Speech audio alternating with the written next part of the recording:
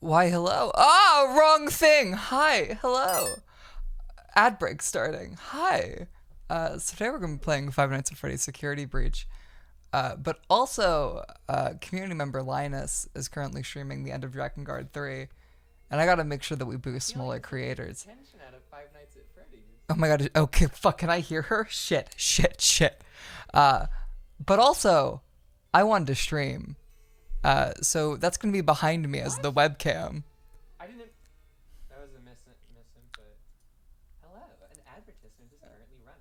If you'd like to skip the ads and support the channel. What the fuck? Why are they saying it? Oh my god. Either way. Okay, here we go. So we're gonna tap into this one, and this stream is both the chat and the. Okay, here we go. Yeah, we have this. Because I can't make sure that this Drakengard stream is lost, but also I can't look at it because I don't want to get spoiled for Drakengard 3. But also I don't want to like big business this, you know? I don't want to come in and stomp on the smaller streamers. My robot voice is so out of practice. I gotta turn her down so it does not sound like she's part of the fucking stream.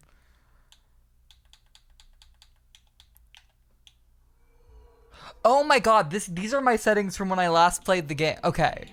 So I've started Security Breach before. And the thing is that I didn't finish it. I didn't finish Security Breach because I pirated it, meaning I couldn't get patches. And it was also during the time when the game was filled with game-breaking bugs that even when I did pirate the patches, didn't work. So I had a glitch. Let's see if my save is still here. Yes, it is. So I had a save where, here it is. It sounds a little quiet, but that's probably fine. Where I got fucking trapped inside of Mr. Freddy Bear. You're talking about Bliss's stream, you're not talking about mine. Sorry, I'll avoid that chat. I love how Marcy has been more help, like, is giving, like, audio. Okay, hold up. I'm gonna mute that, I'm sorry. There we go. So I got trapped inside of one Mr. Frederick, one Mr. Chode Bear. And, I don't listen to Torp anymore. This is an old shirt. Shoot. Not you. It wasn't this save. But basically, I got trapped inside of Freddy, and I couldn't leave. And the fun thing about Freddy in this game is if he gets like, he gets hangry enough, he'll kill you dead. Meaning, I literally couldn't finish the game and was permanently soft locked. Because this video game was good and patched and very awesome and finished. It was so finished at launch. So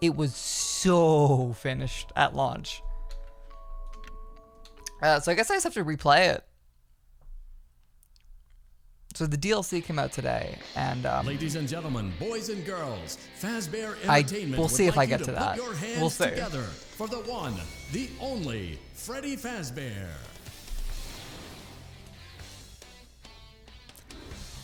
So I just consumed a entire day's worth of Five Nights at Freddy's lore videos to recap, so I don't embarrass myself in front of my Twitch chat.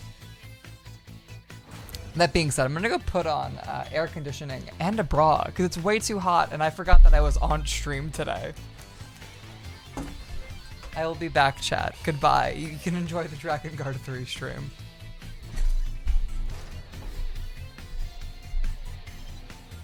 It's like Family Guy for girls.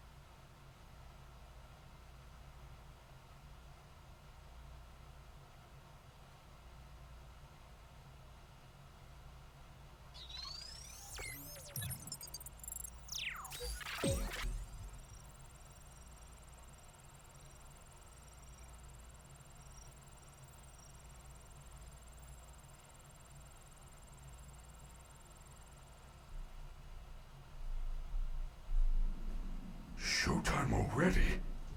I am experiencing a malfunction. The recharge cycle is not complete. Shh! Will you shut up? Who said that? I did. And down here. Down where? I still do not Hi, see I you. almost just walked Okay, back listen. into frame You were sleeping, before so my I shirt was opened the fully stomach down. hatch and So climbed I inside. guess we almost just got My banned live on stream. stomach hatch. That place is reserved for... Hold up.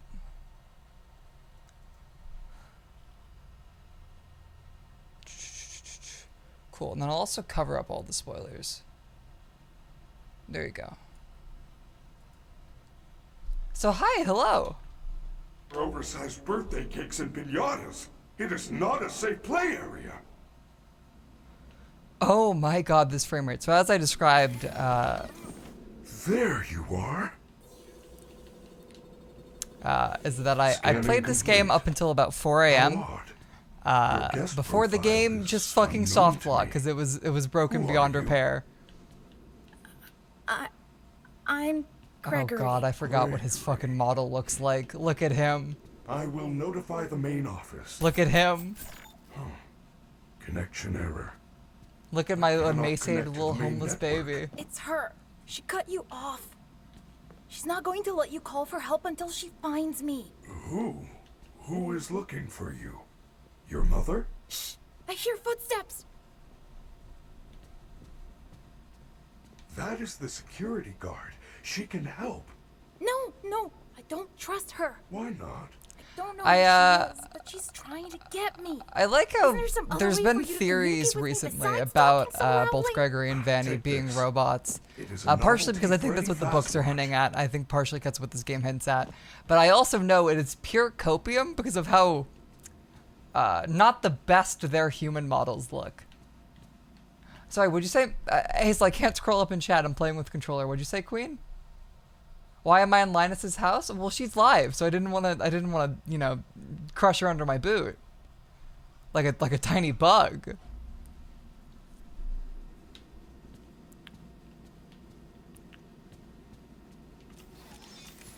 She could be talking to me, but I have her muted, so I don't know.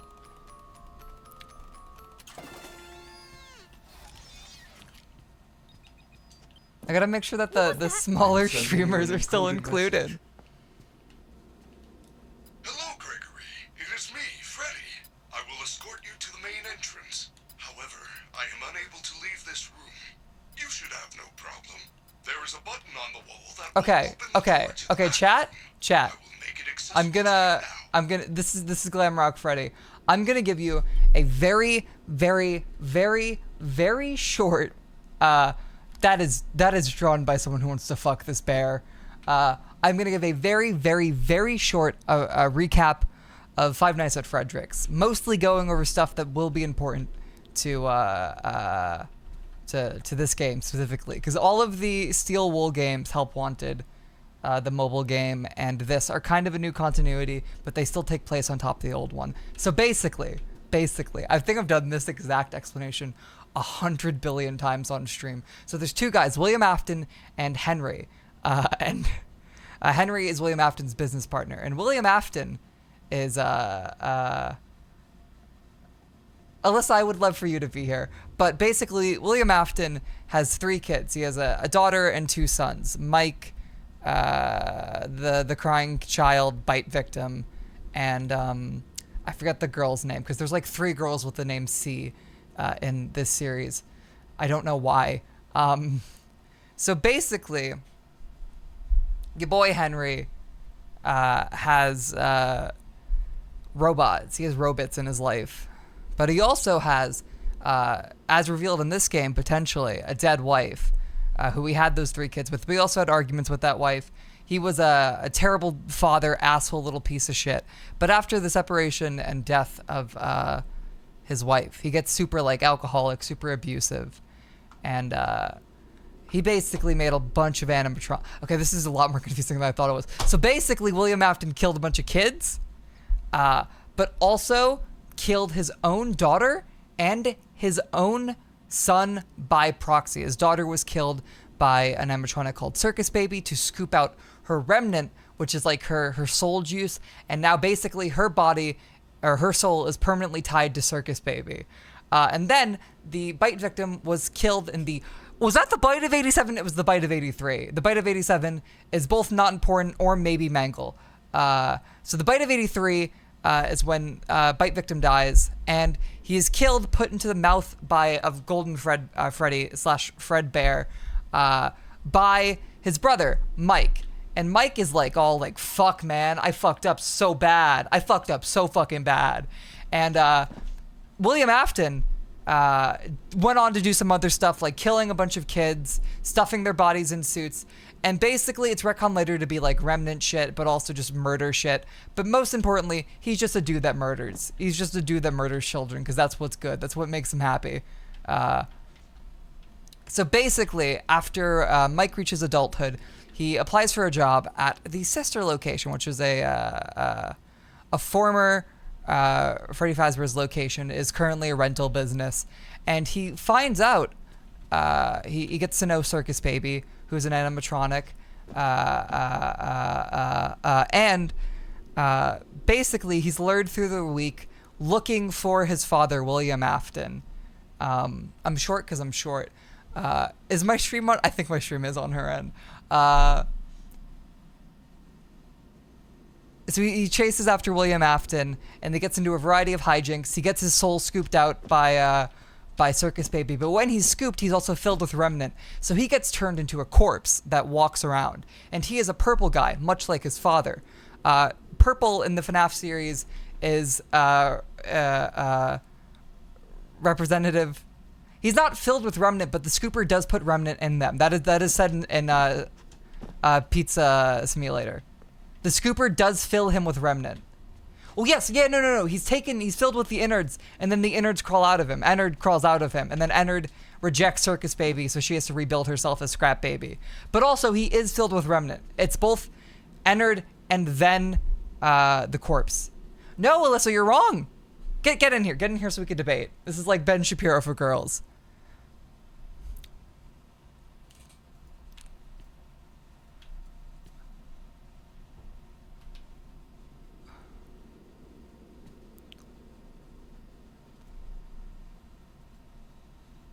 Okay, so I did forget the detail that there was also remnant along with the Ennard. Yes. I thought you were implying it was only the remnant. No. So yeah. When the Ennard is spit out in the sewer, that's when they drop Circus Baby. Yeah. Yeah. So we're on the same side. Yeah. Okay, what am I doing, by the way? Do you want to take over the rest? Well, I'm not sure what all you're trying to sum up or like what you've decided is relevant. Basically, so I'll just fact check you as you go. I'm telling the rest of it. So, eventually, at some point in the FNAF 1 location, William Afton lures kids into, kills them and lures them and put them into suits. He lures them while he's in the Spring Bonnie suit, which is a spring lock suit that can both be an animatronic, but also a suit that is worn.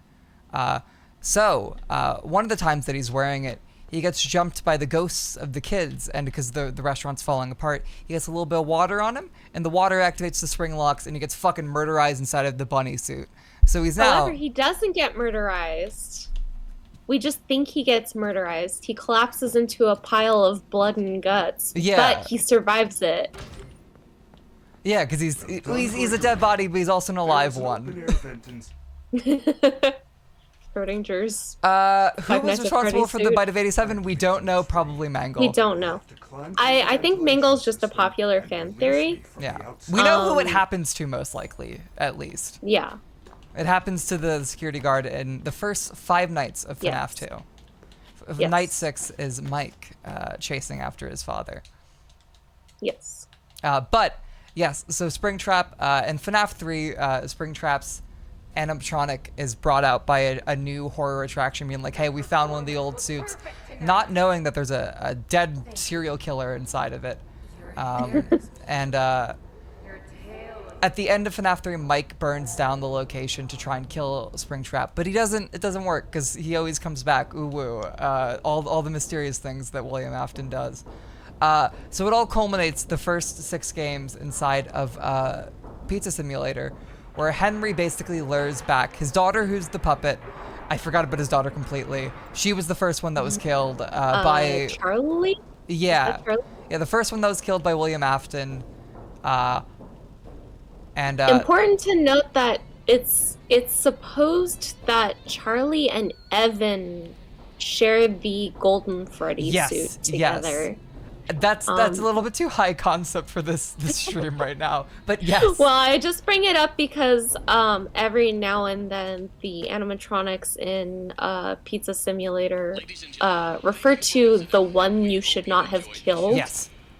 And the voice of the child voice that shows up is supposed to be like the casting specifically called for someone who sounded androgynous so that it could be read as a boy or a girl character because two different children inhabit Golden Freddy, but don't worry about it. Yeah.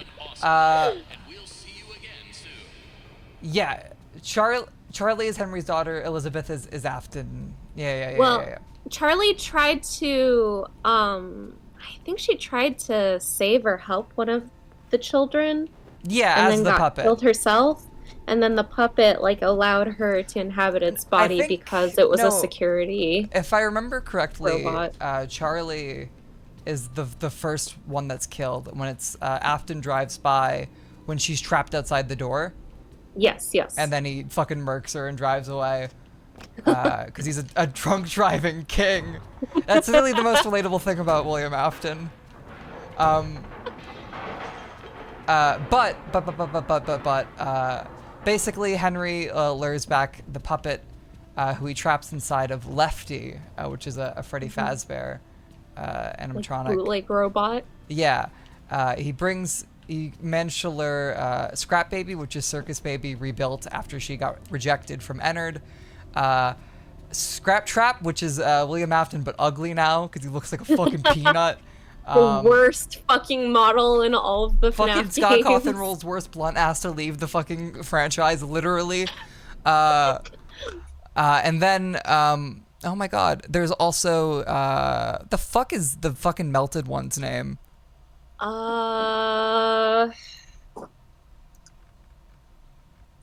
Let me look at it. Yeah, he's a little guy. He's a little man, and the fuck is his name? But basically, he's Ennard. Molten Freddy? Molten Freddy, yeah. He's Ennard. Yeah. He's the remnants of Ennard built into kind of a new mangled body. Yeah, so he's all the sister location. Yeah, he's robots Ballora, minus and then Baby. both of the Funtime animatronics. Yeah. And it's still just a theory right now, and there's a good chance it's not true, but there is a little bit of Where's my evidence webcam? pointing towards Ballora being possessed by Afton's wife. Yeah. Hello, webcam. Hi. I don't want to... spoilers. What are you doing? Okay. But at the end of Pizza Simulator, the location burns down, and all of the spirits are freed, quotation marks, and then these games start up. So basically, the Steel Wool trilogy are... No. So Ultimate Custom Night happens in the interim, which is basically just a game of Afton being tormented by all the dead spirits in his sort of afterlife, which concludes in what's his name? Consequences? Mr. Consequences? Old Man Consequences. Also, these games are all made by a Christian dude. It doesn't really come through, but some of the character names are like, oh, that man read the Bible. Oh yeah, that guy hella likes the Bible. Yeah. Anyway, yeah, so then supposedly everyone is melted down and released from their robots. Which, yes, then takes us to the Steel Wool games. Yeah, so basically the Steel Wool games are picking up the Freddy Fazbear Corporation once again, trying to rebrand their everything. And so there's an indie creator. It does not make the FNAF games canon to FNAF, but they use the picture of Scott Cawthon because everything is awful and fucking the series is so convoluted. Well, no. Okay. I know a lot about the Steel Wool games because I was deep in the trenches of the FNAF Reddit when they were coming out. Okay. So the VR game, which was originally just kind of billed as like a collection of some games from the old FNAF games, but like in VR, the kind of framing device of it is like, oh, these are all these weird indie games who were made by some crazy guy. Yeah. But nothing in them is true, but it's just a cover-up from the Fazbear Corporation to make all these like killings that happen look like they were fiction. Yeah. And so that's not why they based pin in it on reality. a crazy indie game developer. And it's kind of implying that any inconsistencies in the FNAF games are as a result of them literally being based on real world events that like the indie game developer just got wrong. Yeah. Yeah, Scott claims that there has only been one retcon in the series, and it was between or he doesn't say when, he says it's one I think retcon. It has to do with the locked box. I think that originally he was going to canonicize that the locked box had like something to kind of canonicize all of the FNAF games either being a dream or like something like that. It is most likely something relating to the dream theory being fucking cucked and removed. Sorry, I'm trying to figure out the Steam guide feature because I want to get the little items.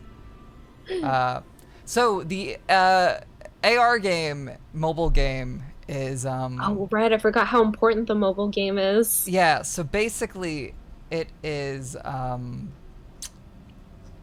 just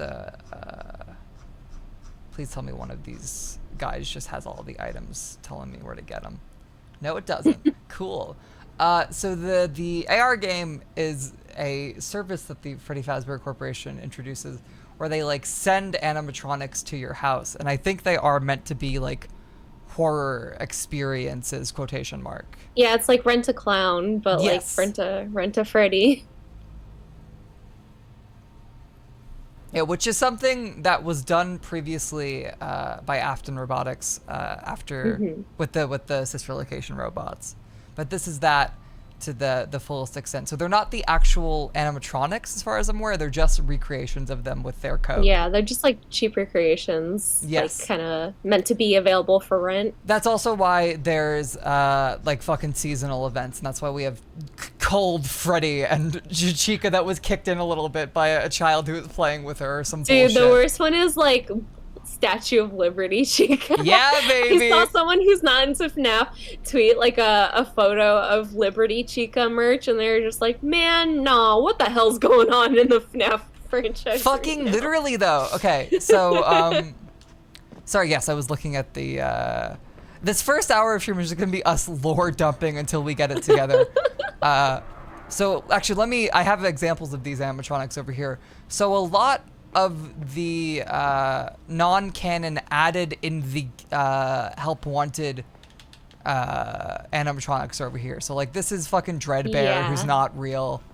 Yeah, he was a part of the Halloween DLC for the VR game. Yeah. This is Nightmare Bonnie? They're called like RWQX or whatever. Right. And we don't really know what's good with these, but they're probably there were so before Afton happened, before he got fucking trapped in the spring lock suit, there is known to be a case where multiple spring locks went off at once. So it is assumed that someone in the Fredbear suit and somewhere in the spring body suit also got spring locked and died, and that's why there's a Nightmare Bonnie and a Nightmare Freddy. Right. Well, they like had the spring suits to kind of save money on having both suits and animatronics for a while, but they had to be discontinued because they were so dangerous. Yeah, because they kept murdering people. Also, quick fun fact, just because you passed by a guitar, Bonnie's guitar had to get redesigned for, I think for this game or maybe for FNAF VR, because originally it was in the shape of a flying V, which is a real copyrighted guitar shape that I don't remember who owns it, like fucking Gibson or whatever, is incredibly litigious about. So they changed the guitar shapes to little stars. We're not lore dumping about FNAF. You entered our fucking home. What are you? You entered our fucking FNAF castle, our holy church, and now we're explaining the Bible to you. Yeah, you're wondering what people fucking pray at church. Like, I don't know, man. That's the point. This is so we're getting close to the end of it all. So basically, VR FNAF Help Wanted canonicizes that in the burned wreckage from Henry trying to burn everything down. Text. I know. This is what you see when you suck him off. Fun time. Stop. Complete with the fun time impact text. Yeah, you see the impact text. Also, how's audio sound, chat? That's how you know you're giving good head. Oh my god, Chica! Chica. Her face. She's so cute. She's so cute. She's so cute. Anyway, so the Fazbear Corporation went to the wreckage of everything being burned down, scooped up the melted remains of Afton's Springtrap suit, managed to get data from it that they uploaded and converted him into like basically an AI version of himself that also like sort of becomes a virus. So then FNAF AR or VR sort of implies that everyone who plays the game gets Afton downloaded into them by wearing the headset. Yes. In the process of this, he also recruits a disciple in the form of Vanessa or Vanny, who may or may not be two different people. We still do not know.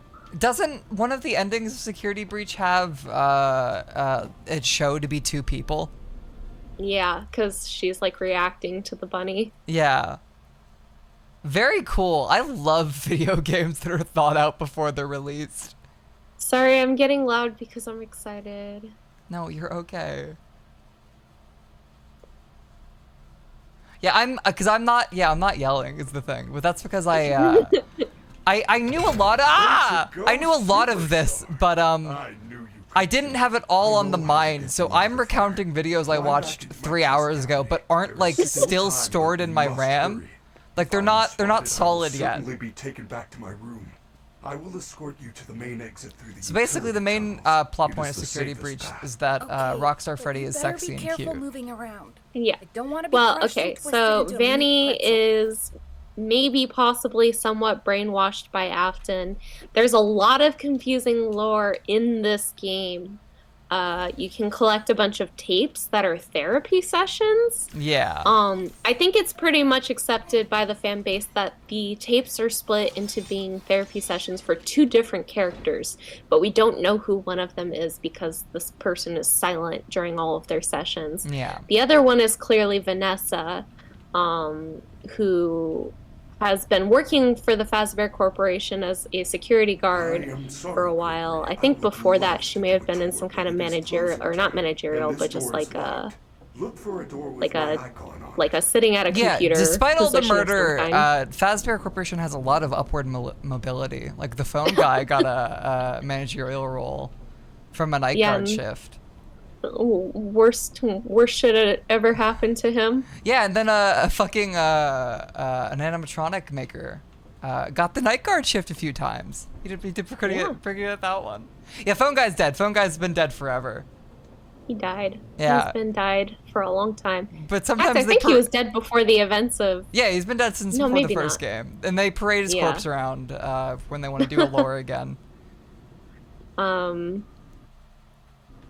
Right. So I think all you really need to know is that the sort of like virtual ghost of Afton is like sort of collecting believers and like brainwashing people into being his followers. Yeah, but also a new book came out that shits over all of that. So the book is maybe a separate canon, but also maybe. So the thing with all of the FNAF books are there are the Silver Eyes trilogies, which are they are their own continuity. Yes, they are their own continuity, but some of the things transfer over. Like that's where we learned William's name. That's where we first heard about Henry. Yes. Don't worry about it. So a lot of that carries over, but a lot of it's not true. Important spoiler about the Silver Eyes books is that the protagonist is revealed to be a robot who her father built bodies for her at different ages that she, unbeknownst to herself, would transition into so that she could live a normal life without ever understanding that she was a robot. Also, yeah, that does establish that we do have robots that can look like people. So yeah, so there's precedent. There's precedent for fucking, because a lot of people believe both Vanessa and Gregory are robots. Officer Vanessa, I do not know how I got here. Well, you So yeah, this is the famous white woman from the White Woman jump scare. And you ruined the show. I love her. She's so cute. I love Freddy. So yeah, I played up to 4 AM of this game before I got soft locked. I got glitched into Freddy, and I wasn't able to exit him. Classic. And the only way you can exit him, pull out. yeah, I can't pull out, and you die when he runs out of energy. So unless I could beat the game in 30 seconds, I was unable to finish the game. I think that might have happened to my friend too. Dude, like, the most challenging part of this game was, like, not getting killed by it working as intended. Yeah, finished video game. I think a lot of it has been patched over. Yeah, a lot of it has been fixed. The DLC just came out today. I'm a huge defender of this game because the DLC came out today? Fuck. Yes. Oh fuck.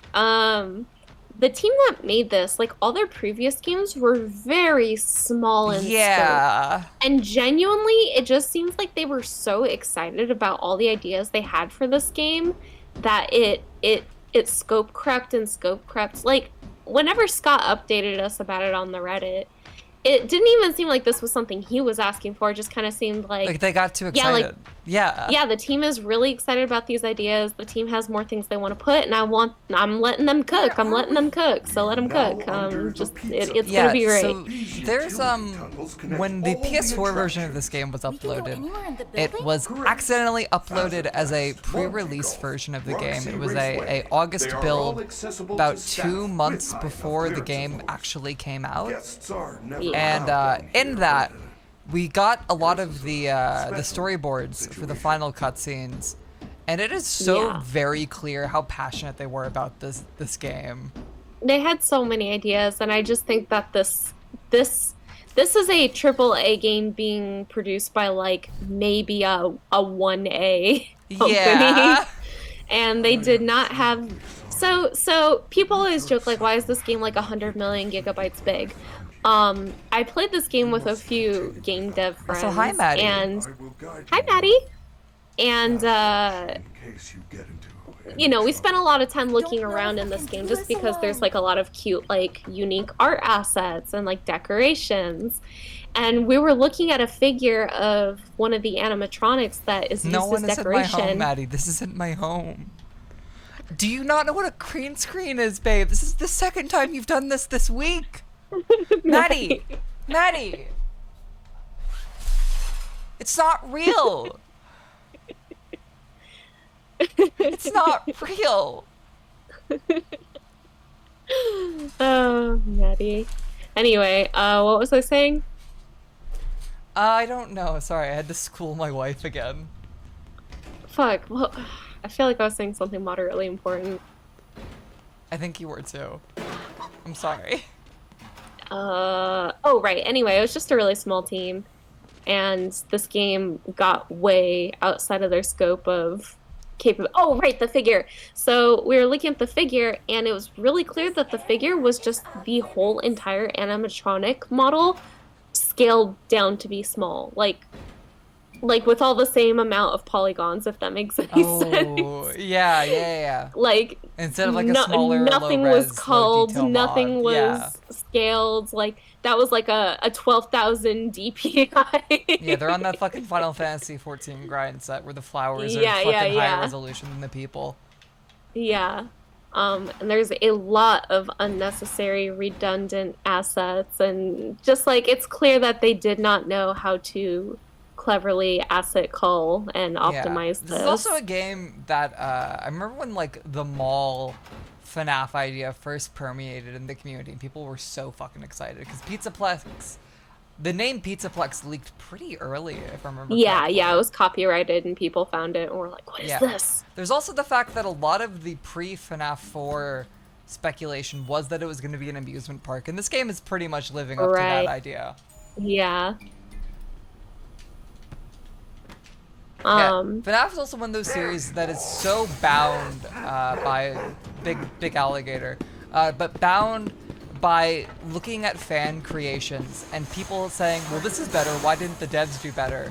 Like, there's so many FNAF fan games that use steel wool assets that I've seen people be like, well, why didn't Security Breach play like this? And it's like, this was able to be made in 4 months because all of the heavy lifting was done already by steel wool. Yeah, yeah. Like, the steel wool models and assets that they made for Help Wanted and fucking this game are like permeated throughout every fan game that exists now, because it's now just the base SFM model of them. Yeah, yeah. I love the models for this game. I don't know, you can tell that they put some really talented artists on this game, and again, I just felt like the project got too big for their britches, which I don't say to demean the work that they did. I think that for what it is, this game is very ambitious. Spoiler moved, hold up. There we go. See an interface on the security desk. Hold on while I make it accessible to you. Yeah, I really wish I got to finish this game. Because I got really into it until I just wasn't able to finish it, you know? Yeah. And it's like, I would be mad if I also didn't pirate the game. Like, if I was a paying customer, I'd be like, but I kind of was like, alright, my time with this game is done, and it's partially my fault, partially theirs, you know? Yeah. Yeah, they were just, like, working like crazy. Yeah, because this game came out in 2021? Yeah. That's fucking insane. So the DLC... Well, it came out, like, right before Christmas, too. Yes. So, like, the CEO had to put out a statement like, listen, my team's been working like crazy. I want them to go home and spend time with their families for the holidays. Yeah, it took like a month for it to get, like, any major patch, because these people should go home. He was like, we'll come back and fix your fucking gay furry game when we're done on vacation. Yeah. And I was like, that is respectable, but a lot of people just saw it as, you will release the broken game and now they're not even here to fix it. And it's like, alright, well. Like, I think you can both have the belief that maybe they weren't actually rushed by someone like Scott, but also understand they had a deadline to hit, which was probably before Christmas. So, another facet of it was that they had that whole, like, they were a part of the, what's it fucking called, like, the NVIDIA, like, yes, the like fancy shader that RTX bullshit. RTX, yeah, the RTX thing. They were like kind of a I don't even know exactly how to put it. They were a poster child of the RTX. Yes. Like a lot of screenshots of this game got shown off. There's a huge trailer of the main complex all RTX up that I remember people being like, why doesn't the game look like this? And it was never anything but a tech demo. Wait, I'm still here. Yeah. And like, I think that I'm just speculating. Also, do you want I me could to be talking out share of it my to ass. you so you can see what's Yes, happening? that would be great. Yeah, I'm watching the stream, but it's delayed a little. Yeah. You also won't get the Dragon Guard 3 gameplay. So sad.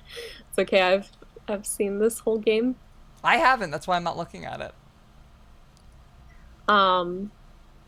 But yeah, I think that because the game was in development for so long, I think that they had to take on probably a little bit of outside money. I have a feeling RTX probably paid good money for them to have the ability to show off the shader abilities, and then RTX was really pushing for a Christmas release.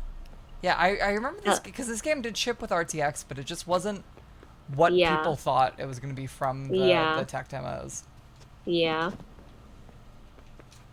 Again, if I'm like totally fucking ignorant on the details of that exchange, my apologies, but to my understanding, that's how it played out. I mean, it is also, because I'm pretty sure they were still working on the Help Wanted ports at the same time. Yeah. So they were working on the fucking flat screen port of that game, if I remember correctly, because it did get ported to other consoles in a non-VR factor, if I remember correctly. Right, yeah. So it's like they had to remake their first game, which was a smaller scale, but still a big game. Yeah, and their first game had the old games to kind of work off of and so they're making a iterate full on game, an open world full game in real time. from scratch. Yeah.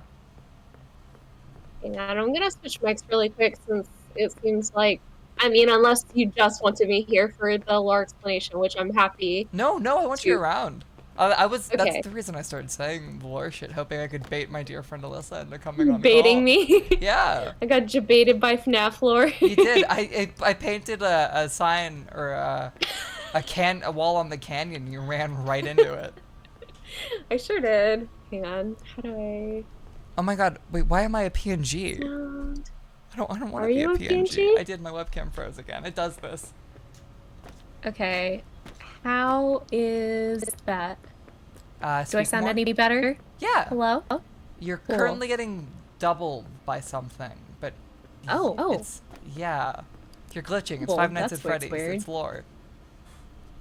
Hold on, let me see if I can fix it. Oh.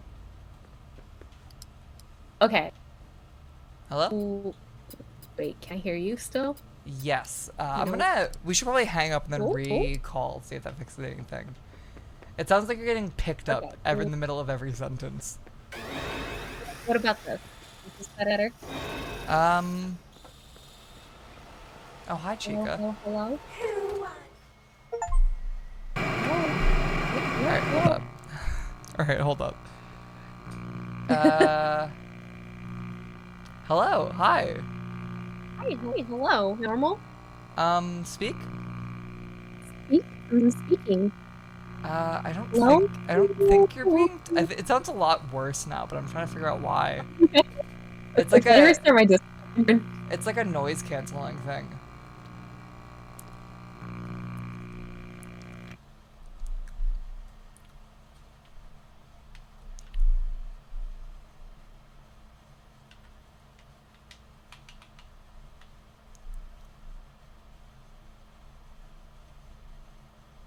I'll build this in the pursuit of good Hi. Okay. or dumb audio. Yeah, you're getting eaten real hard by Discord. What the hell? Okay. It didn't happen on your first mic, which is what confuses me.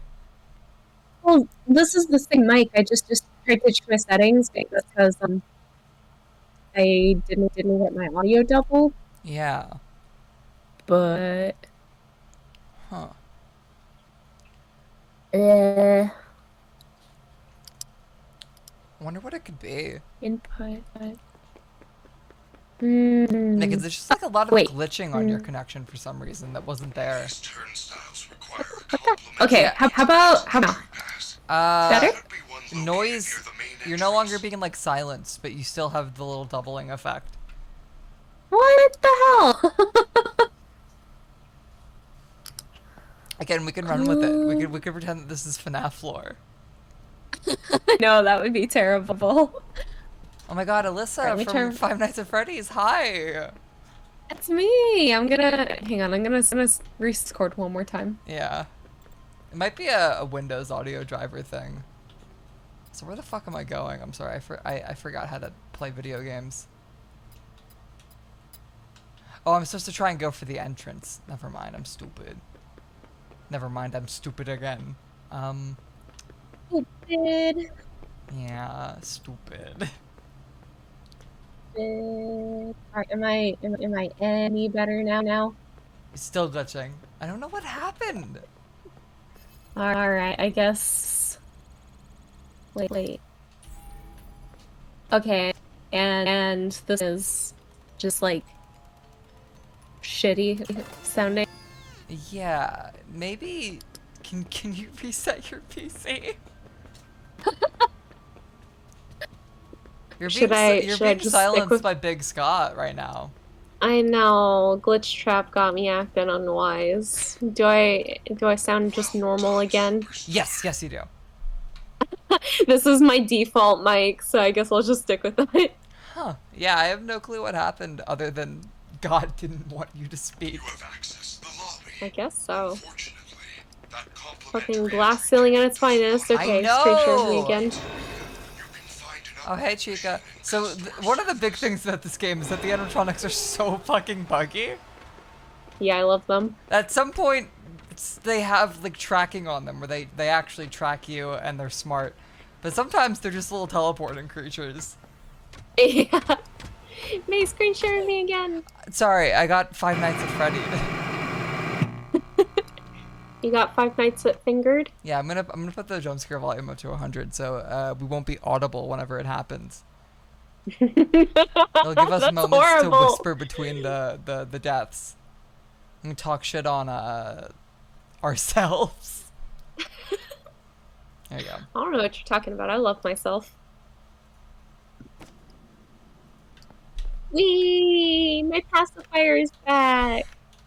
This is like baby sensory videos for you. It is, dude. Like, I don't even. I'm not saying this in any kind of judgment of him, but I'm not the biggest Markiplier fan, just because I think he's like a little bit hyper for me. Yeah. I've never been too huge on him. Not for any like. He's for young boys, and that's okay. Yeah. Like I've never been like a fucking hater. It's just like a little too loud for me. Yeah, which is fine. It has built him an empire, so clearly it works. A little too loud for one fucking screaming, annoying, awful May McDougal. Look, it's one thing to be loud. It's another thing to be subjected to loud. Anyway, it's only okay it's also when different I'm when girls annoying. do it. It is different when girls do it. But all his playthroughs of Five Nights at Freddy's, for some reason, were me and my roommates like, we're in the depths of finals hell and we need to just like get through it. It's Binky. Like that was our Binky. Yeah, he's what I use to catch up on the lore of Sister Location, because I dropped off of FNAF after FNAF 4. Because I found FNAF 4 fucking lame, because I think I find the nightmares so chronically uncool, it like killed my interest in FNAF silly. For a while. I think what makes them work for me is that they are explicitly meant to be like a child's hyped up nightmare versions of them. Yeah. And I love that he has nightmares of them having like mouths on their stomachs, because he probably knew that Elizabeth got like scooped by Chica, which involved like a thing coming out of her stomach. So him having like an anxiety about the animatronics having hi Chica, having mouths on their stomach makes so much sense. The video that I watched for lore recap today posits the timeline belief that I think makes the most sense about FNAF, is that 1 and 3 are a connected story, and then he thought he would be done, because he did think he would be done. And then it's 1 through 4 is a complete story, and then he thought he'd be done, and then it's 1 through Pizza Sim are a complete story. Yeah. Because I think I mean you can definitely kind of think of the Steel Wool as a new generation. The Dream Theory conclusion that is kind of retconned by Sister Location. Pizzeria, Ultimate Custom Night, etc. Yeah. Yeah.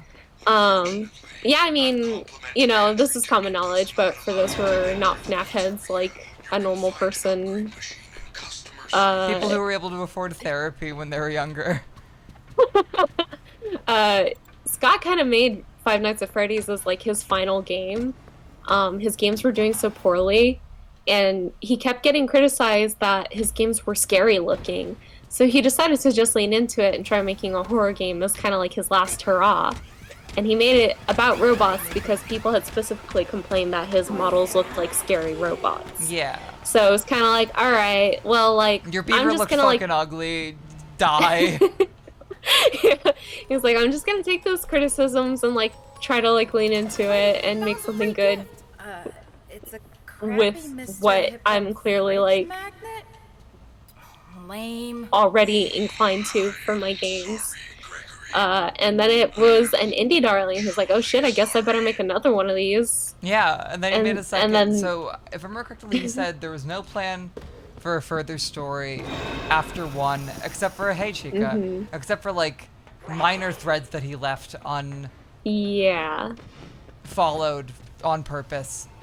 Then it was 2 and 3 were meant to be a complete trilogy, and then people liked 3's story but hated 3's gameplay, so he's like, all right, I'll make a 4th to like kind of close it up.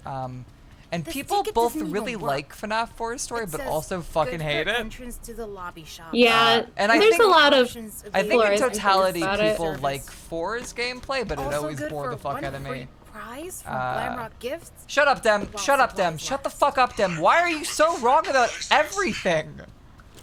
Dem doesn't get it like we do. He doesn't. He genuinely doesn't. FNAF is for girlies only. Literally. Shut the fuck up, Dem.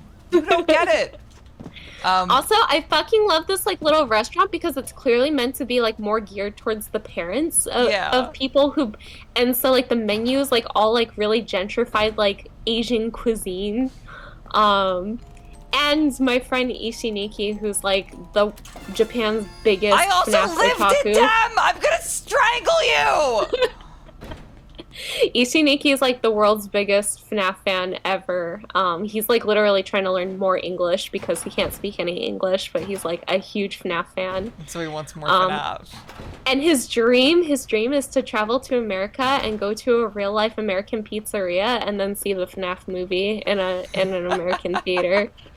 By the way, so he works cute. on a farm. Oh my His family owns a farm in Japan, so he's a little farm boy And who he clocks really out wants of to watch FNAF. picking peaches, and then he streams like playing FNAF and FNAF fan games.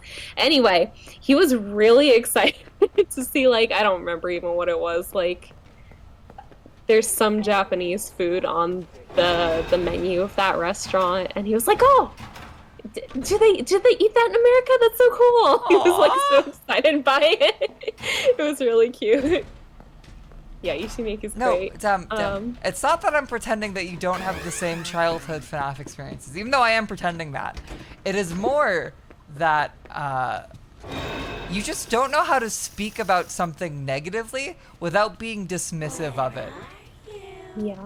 You are a lovely, lovely, lovely person, but when you get to your little things, you're such a little mansplaining king. Dem just loves to dig his heels in over like Oh, that's literally his favorite thing to the silliest do. mountains. Oh yeah, I did have to tell Ishiniki like you're not gonna have any luck with the Chuck E. Cheese because they don't let adults in. But maybe you could go to like a Papa John's and pretend. Yeah, also, like, I had to break it to him, like, a lot of Chuck E. Cheese's, like, got rid of the animatronics. I'm so sorry, King. It's, fucking... I learned that a friend of mine went to Chuck E. Cheese, like, last year with his coworkers by pretending that it was his 14th birthday.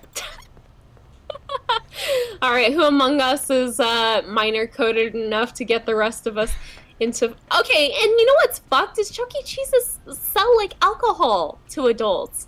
So it's like, what do you mean? What do you like, mean no I can't adults get are allowed drunk in front of children? What the fuck? like, so it's okay when a mom gets sloshed in front of her children, but not me as a single childless adult. Seriously. By which I mean single. Wait, hold up, like Floppa. going Floppa, into Floppa. Chuck E. Hey, Cheese by Floppa. myself. Hey, Not Floppa. that I don't have a wife. Hey, Floppa. Hey, Hi, Floppa. Hi. Hi, Floppa. Floppa, you want to go to Chuck you wanna E. go Cheese to with Chuck some E. Cheese? strangers on the internet?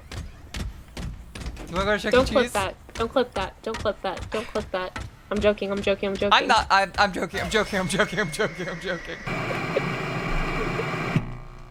Scott Coffin is rich beyond his wildest dreams. Like beyond. Oh, he is. He kind of well, won the capitalism thing. He was working in the freezer of a Target before FNAF blew up. And like I was really rooting for him for a long time because he'd be like, yeah, like FNAF allows me to like work at home See and like my hang out with my kids all the Yeah. time. I was like, wow, that's so sweet. I don't even care that you're like super duper Christian. Like, good for you, dude. And then someone like leaked who he donates money to. Like And it was motherfucking, kind of like fucking. Was it Amy Klobuchar? Was it that or Tulsi Gabbard? something. It was something. one of those women. He's like, oh, you know, I vote for liberals too. I just vote for who's right for the job. And then he like Yeah. cited the most like right-wing liberal of all time. I don't even remember who. So it's kind of like Psy, but also I guarantee you every AAA company's CEOs are donating like billions to fucking politicians who you hate. They're just less transparent about it. Yeah, it's more that just like he was always someone that kind of talked to the community, meaning people were not like that I'm saying, hurt by it oh, more. we'll just forget it. And, well, yeah. You know, no ethical consumption. Like, it's still frustrating, but overwhelmingly, he has treated all his fans. Again, well, I pirated this game originally. Like, it's. I mean, like, Scott started a whole initiative to basically just pay fans to continue making their FNAF fan games. And then I think that got smashed in after one of the dudes dated a 12-year-old. It was kind of a shithead. Yeah, rip. I think that he's still, like, doing really good by his fans and by the people invested in this series. And he's even been, like, openly supportive of, like, hiring queer, like, and trans people to, like, work for him. So he's clearly, like, you know, et cetera, et cetera. I hate going through this song and dance every time FNAF comes up, but I feel like I have to, otherwise it seems like I'm just dismissing it. Yeah, because people always get super discoursey about it, understandably, but also... Hey, I get it. Yeah, he fired someone for being, like, kind of a bigoted shithead, too, so it's like, you know, he's not just... talking for the sake of talking good, but... Yeah, I think I can hope that people can watch two lesbians play Five Nights at Freddy's and understand that they know what's up. Yeah, we know what's up. Look, I just think that Chica's cool, okay? I like that. Let me have this. I like that when you bite and it goes ah. I think that's really cool. I like when they do the. It's so funny. It's so funny when he goes ah. So funny when he go ah. Dude, I literally think about that fucking German clip where he has the jump scare nailed every day. It's so fucked. Germa's impressions of things go like one of two ways. It's either like, what the fuck are you talking about? Or it's like, oh, he like pitch perfect nailed that. TBH, I agree. Like, FNAF 1 is like perfect looking. But I also think that this game is very cute. The first time I heard, bye Maddie. The first time I heard one Jeremy Albertson say William Afton, I felt like I fell down the stairs.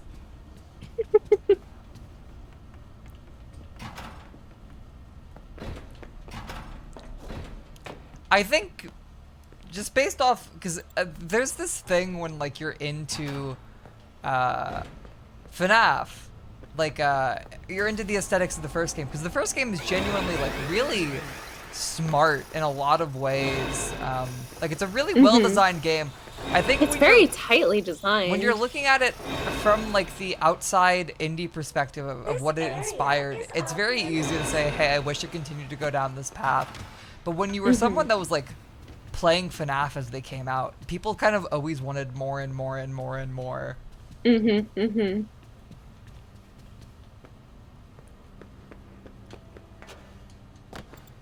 That's so cute, you know. It's funny because like Jerma and Vinny both love Muppets so much, and I think it's so cute, even though I don't like feel that strongly about Muppets either way. Dudes rock. Dudes rock. Found the free gift. It's a crappy Mr. Hippo fridge magnet. The more I've streamed, the less I have time to watch Jerma, but I still live on in his spirit. Like he's a dead person. Wait, who's? Jerma. Oh. I have less time to watch him nowadays, but I still want to live on in his spirit. Live on in that's beautiful. Keep him in my memory as I steal his bits whole cloth. You're not even watching him and you accidentally steal his bits. It's impressive. It's fucking awful. It's what a I think you and him are just on the same... It's what a generation of TF2 YouTube did to a child's brain. Literally! Okay, I do think that that's like the shared thread. I tweeted about it because it made me laugh so hard, but I was watching some random old Jerma stream. So in chat was like, oh my god, Chica. Also, there's like not really any Christian stuff in FNAF. Yeah, it's mostly like, in his older games. Webcam froze again. Aside from the idea of Afton going to hell for killing children, but like, yeah, I don't think that's controversial to say. Yeah. Like, Afton going to hell is just cute, you know? Like, it's like, yeah, cute. of course that's what happens to him. I think the well, only and it comes way... up in like the fucking hardest line in all of FNAF, where Henry is like, My what dear the fuck friend. is the line?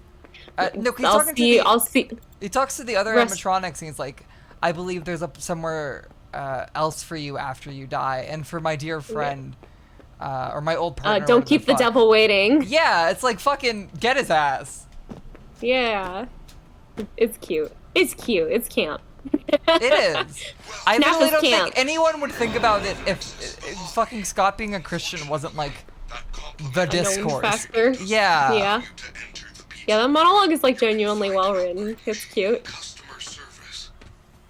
He also just fucking cooks as a voice actor, like with the phone guy shit. Yeah. Scott Cawthon can do it all if doing it all includes donating to right-wing politicians. Oh man. It's like a multi-tool where it's like it's a Swiss Army knife, and like there's a knife, there's a screwdriver, there's a cork, there's a bottle opener, but one of the tools also just stabs you in the hand. I was also gonna say something about the upcoming FNAF movie. So I have not watched the full trailer. Okay, this isn't really a spoiler at all. Yeah, I also did have the big thing in the trailer spoiled for me though, because people don't know how to fucking post shit. I don't know what the big thing was. A character being in a form that we might not have expected them to be in by the end of the film. Is that a way to say that? I don't even... I need to watch it again, maybe. But all I was gonna say is that back in like 2017 or so, the YouTuber Corey Kenshin had me animate an outro for his channel. And he used it for like a year, and now he's got a different one. But he kind of like got his like big break on YouTube playing FNAF games and other horror games, and he was like pretty tight with Scott as far as content creators went. Anyway, he has a cameo in the FNAF movie trailer as like a taxi driver. Oh. Yeah, I was like, I know that they got a few YouTubers in for the movie, like one or two. Yeah, like there's like an employee of the month wall that has like photos of employees on it, and I think a few of them are YouTubers. But yeah, Corey has like an actual on-screen like cameo as like an actor. That's so cute. It's very cute. The Markiplier's in there. I think that's confirmed. Mark's busy directing the fucking Iron submarine movie. Yeah. I think there's also a huge appeal from a lot of FNAF fans who are also still children, because this is a children's franchise. To be like, I want all my favorite YouTubers to be in it, but I kind of hope it's more of a movie instead of a cameo vessel. I think it will is be. going to. It will be. A movie. Yeah. I think it's honestly gonna be really good. Like the trailer did show a lot, and everything it showed, I was like, oh shit, really? Yeah, there was this huge Reddit post by Scott, like right before the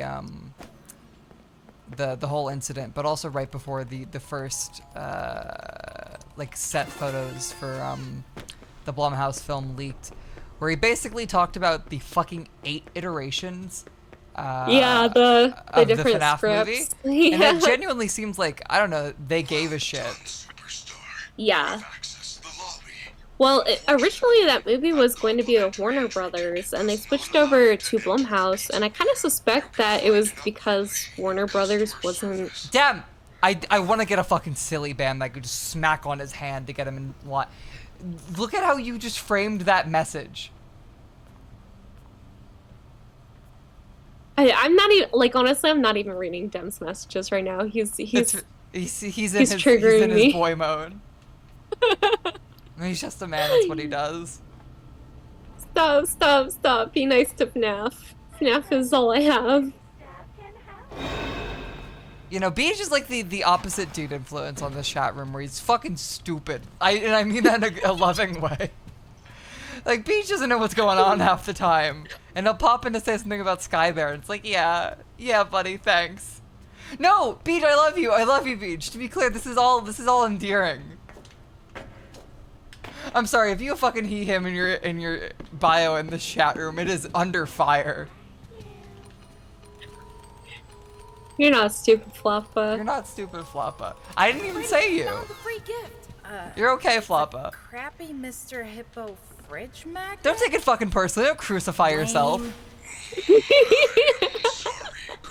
May you love to bite and then bark at people for saying, why did you bite me?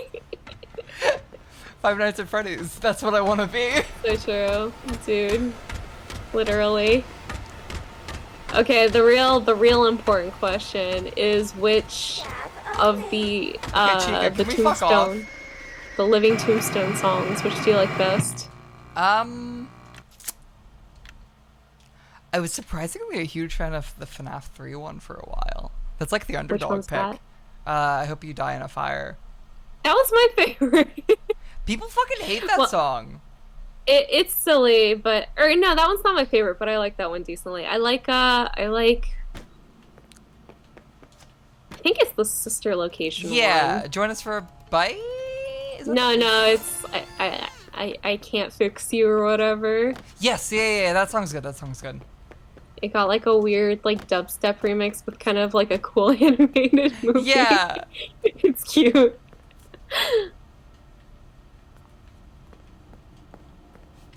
And talking about how deep my FNAF autism goes, like, really does feel like showing nipple on stream.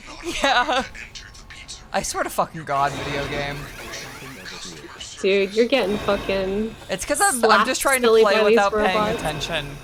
But this game is like the AI are built in a way where it's like you kind of have to pay attention for this first little section. Because Chica has like a homing bullet locked on your fucking ass. Yeah. I swear to God. I swear to fucking God. Jesus Christ. I'm just getting fucking jumbled and jambled by these Do you even know where you're dudes. supposed to be going? Yeah, it's the Hippo Magnet, and I'm also trying to get all the other you're collectibles. Supposed to, yeah. You're supposed to take the magnet to, What are you even supposed to be doing with it? Opening a lock? You're about to get your cheese clapped. Yes, I am.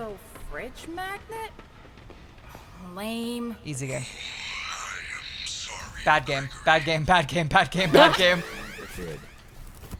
Alright, I'm just a little... You're trying to crawl into goo goo gaga, don't mind me, Chica. Goo goo gaga, goo goo gaga.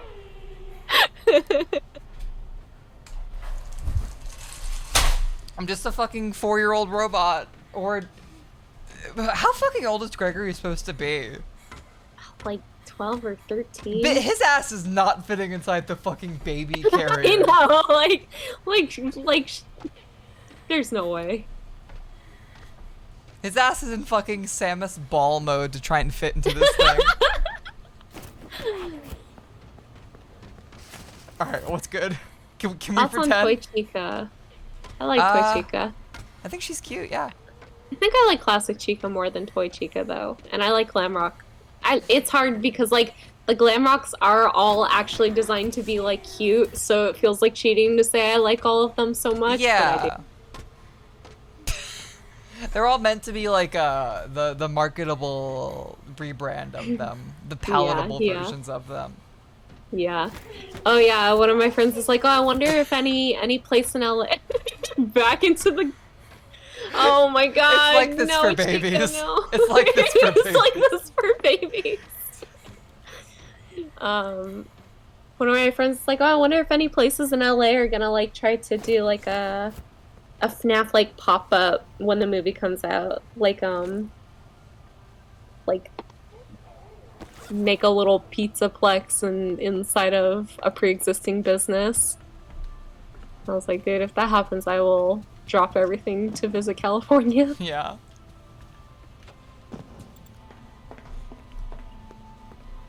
There was a pop-up thing for FNAF 3. Was there? fucking I feel like cry it would myself to sleep if there was. Way early in the series. Yeah, that seems like way before like pop-up cafes and stuff were even a thing. Yeah, because that was 2016. Oh, the Haunted Mansion. Okay, I do know what you're talking about.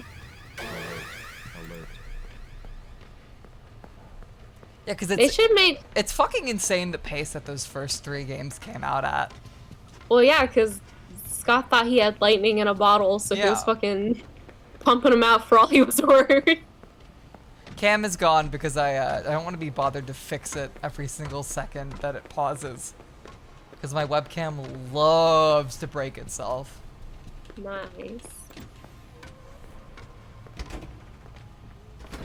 Hello, Chica, Five Nights at Freddy's. Please leave me alone. I just want to get my little collectibles and have a nice day.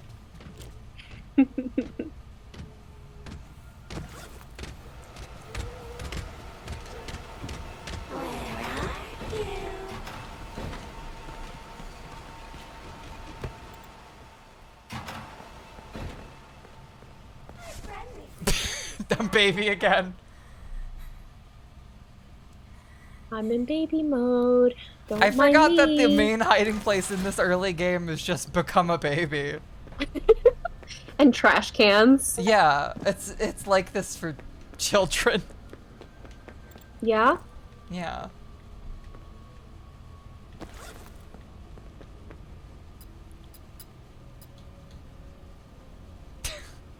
Anytime people talk about being like actually young when FNAF is coming out, it makes me feel sick to my stomach. Yeah. I was literally in college when the first FNAF came out. Oh, honey.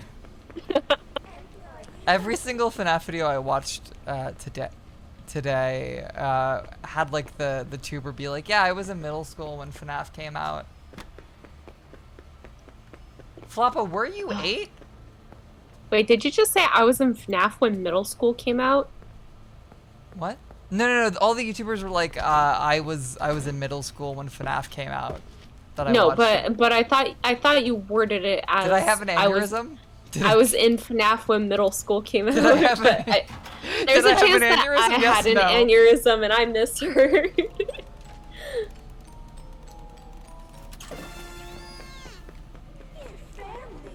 I don't know why I asked you, were you 8, Floppa? I'm not trying to cred check a child.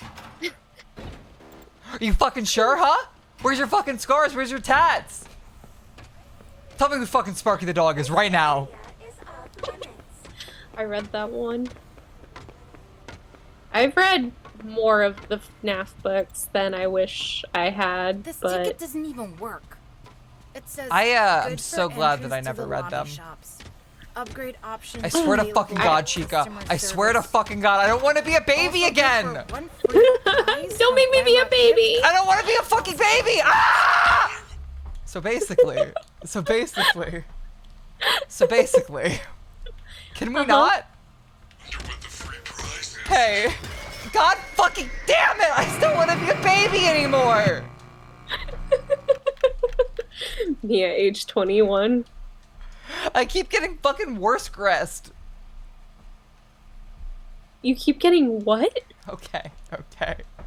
It's a video that me and Hazel kept quoting on the trip, where it's like an old something awful let's play of a Harry Potter game. It's like 4 or 5 people on a call, and one of the dudes is like ranting about how his life is fucking dead end and his job is killing him and he hates himself, and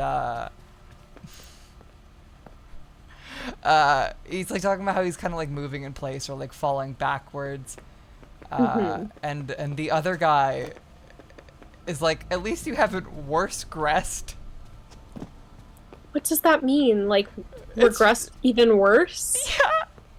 Well, I gotta find the fucking complete clip because he says it in like a Bugs Bunny-esque tune, like he's trying to get the dude to fucking murder himself live on the call. Unfortunately, that complimentary entry ticket does not allow you to enter. I think Cookie's not in chat right now, but Cookie's in the community. Their friend translated the Evergrace book, non-PlayStation thing. That's sick. You don't have to feel like a dweeb for reading video game novels. I don't want to be a baby! Don't you want to be Mommy Chica's nice little baby? I don't want to be her carry-on nice bag. and complacent. I don't. No. Don't you want to be in the No. nunu or whatever they call them? The what? I think I just made up a brand name on accident. like the little carrier things that like straps the baby to you. What are those called? What the fuck are you talking about? I thought you just invented like a new name for like the fucking like a fetish womb. No, I like you want to crawl in the mommy's nunu? Like what the fuck are you saying? What the fuck are you doing? A baby Bjorn, thank you. I don't know how that turned into nunu in my brain. Nunu is the hover thing from Teletubbies. Okay, that sounds correct to me. I mean, it's all baby related, so I was kind of like swinging in the right ballpark.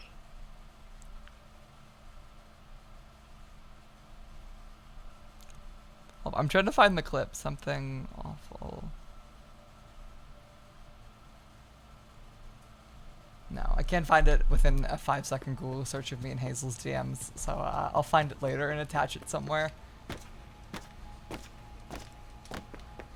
Beach says, okay, I was bathing baby Skylar, so what the fuck is the goal here? Okay, do you want to put Skylar up to the screen? Do you want to put Skylar up to the screen? I think Skylar would really like this. There's pretty colors on screen. Tell Skylar we have to go baby mode and hide in a stroller, so we're just like him for real, for real. Like a fetish womb, like. What are you talking about? May never said anything like that. No, I'm gonna defend my point. So you know the people that like want to be babies, but like sexually, like that they want to crawl back up in there, like it's a path.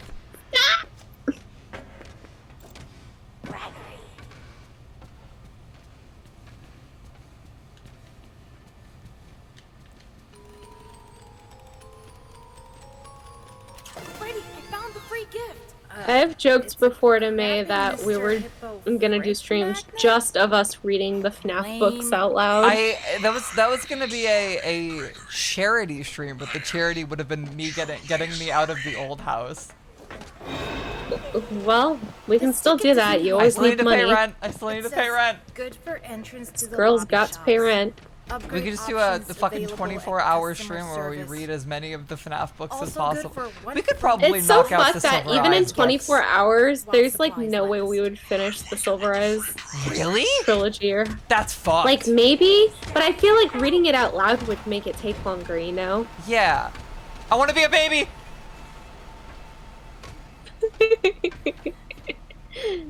Please, Chica, please. Can we pretend? Can we pretend I'm not a fucking massive child inside of a trash can right now? Chica, don't. Just go, Chica, girl. please. Go. You have better things to do than fight with children online. Literally! So, the fun thing about... I don't think I finished a FNAF game, because I always would get too scared. Oh yeah, I have actually... So, despite, like, being in the deep state... It worked. Oh, she's leaving. Like, being deeply in the FNAF pit, I well, have he has never... ugly teeth because he's British. That's like canon text, I believe. Anyway, yeah, I'm just too scared of FNAF games to play them myself. They're scary games. I have like a really strong... Roger, I'm sorry. I have a really intense FNAF. They're 400 to 600 pages each? Oh yeah, they're pretty long, huh? What the fuck? Roger, don't even feel bad. Americans only have good teeth because we spend like fucking $10 million on going to the dentist so that we can all look like Hollywood stars, even though it doesn't fucking matter. No, poor Roger is the British whipping bag of this stream. Punching bag was the word I was looking for. The first time that they popped into stream was right after me and Hazel put on a fake British accent and made fun of the word maths. Because dentists are covered in insurance? I don't know what dentist you go to. Ah! I fucking hate this! You gotta be a baby. You gotta be trash. I wanna be a baby. I wanna be a baby. I wanna be a baby. I wanna be a baby. I wanna be a baby.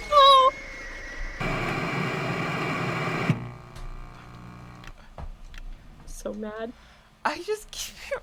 Why? What I should be doing is making more frequent saves instead of trying to run the same 30-second fucking section back and... It is kind of frustrating having to do the same part over and over. I just want to be a baby. No, I don't know. I only have to collect like one of these collectibles. But don't you have to get all of them for the true ending? I don't think it's worth it. You can just watch the true ending cutscene on YouTube. No, I haven't done any of that final area stuff. I want to see. But you can still do the final Peepaw. area with Peepaw. Peepaw Afton. It's him, Peepaw. Sorry, people call the fucking burn trap Peepaw because he looks very elderly.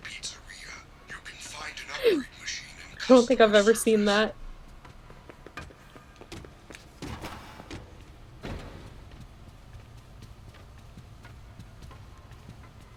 Okay, Chica, can we pretend? You do need to kill all the animatronics. That's like the whole thing, but we're not there yet. We're still in the May doesn't know how to do basic puzzles section of the video game. Freddy, found the free gift. Okay. I don't want to be a baby. Please give up. I don't want to be a baby. I don't want to be a baby. I don't want to be a baby. I don't want to be a baby. I don't want to be a baby. I don't want to be a baby. I don't want to be a baby. Please stop! I need someone to get me a clip of May repeatedly saying she doesn't want to be a baby at some point. I keep being picked up like a baby? She picks me up like a fucking baby, but then she gives you a big ol' kiss. No, she gives you a she big eated me. She eated me. Alyssa, she eats you. She eated you.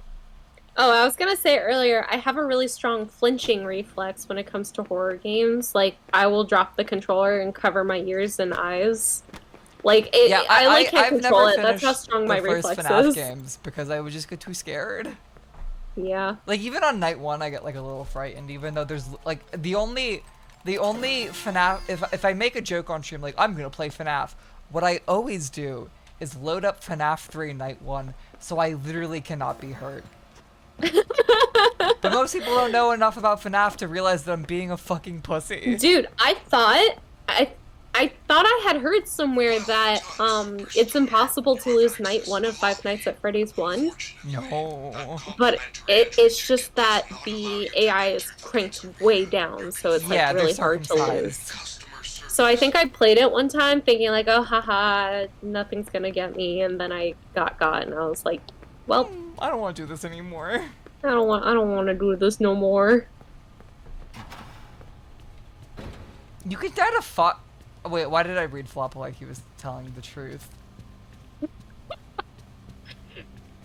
Flop, I wish that was true. I wish Jerma was playing Foxy, playing FNAF. Alright. If someone can find the Jerma clip, I will believe it. Animatronics should not kiss random lost children. Oh, it's platonic. Is it? Unless you're of legal age. Yeah, if you shove your head out the door, then Foxy's gonna kill you. Yeah. I'm sorry, Gregory. I am truly sorry. I wish Jerma was blasting Foxy Shazam. I wish more people were blasting Foxy Shazam in general.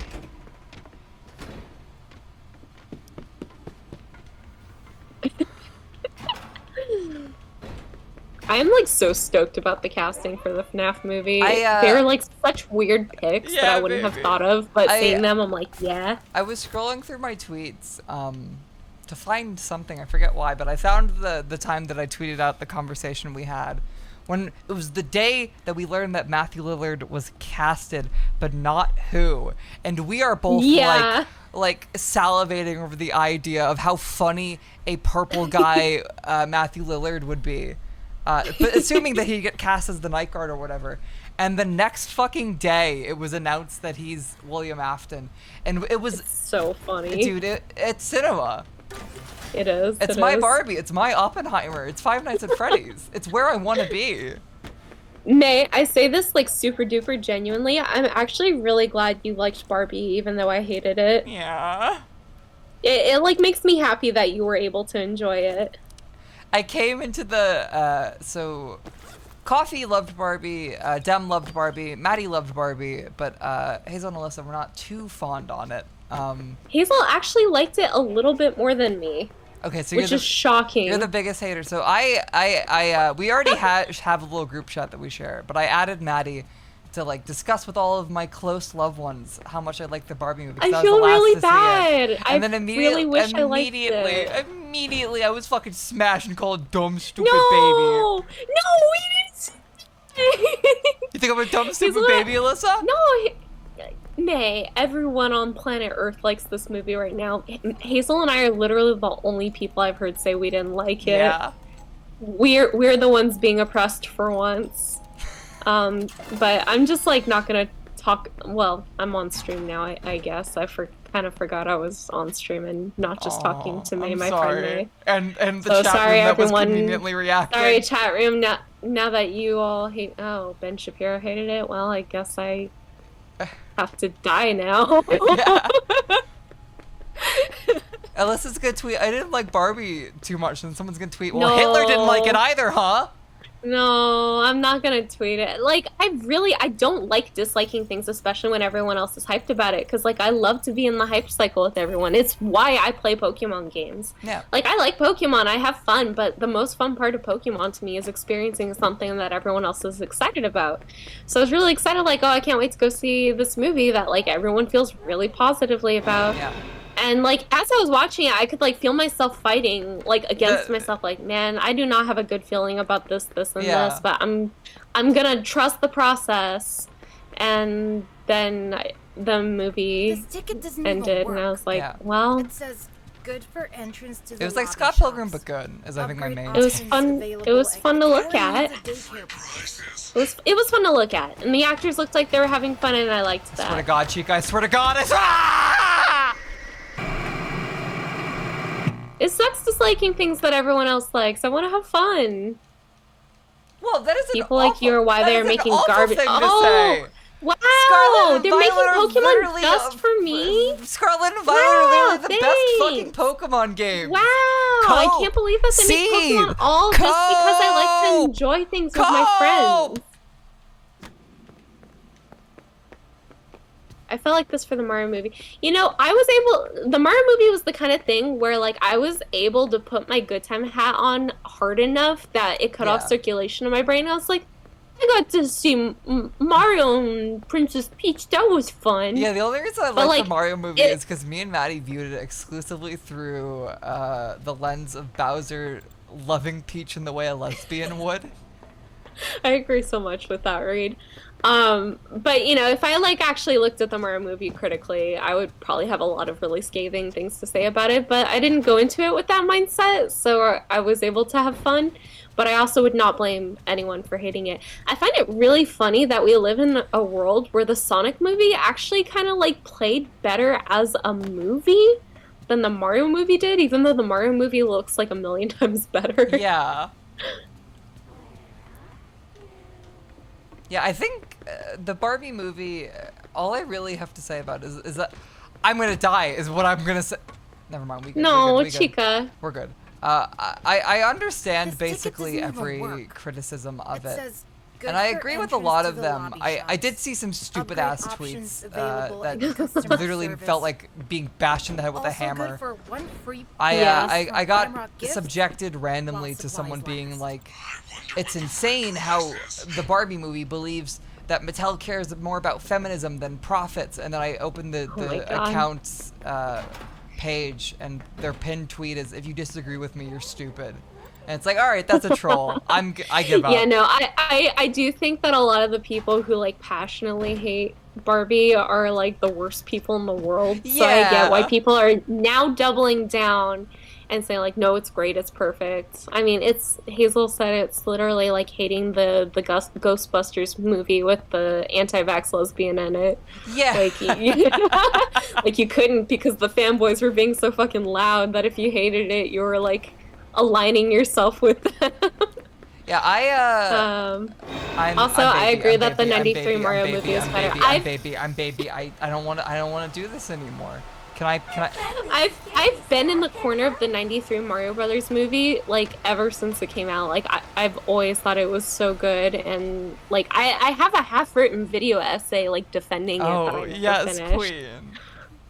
But I feel like the tides changed where like people were able to come around on it in recent years, so I kind of felt the need, or I did not feel the need any longer to make a video defending it. Yeah, I think the Mario movie, I liked it in the moment, but it's also reminded me that I just don't have too much passion about Mario as a franchise.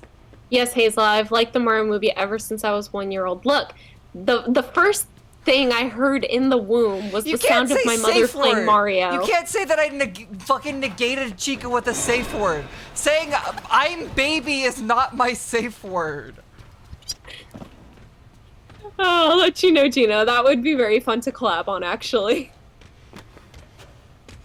I mean, like, when I was, like, is not the a relationship little me and Chica kid... have.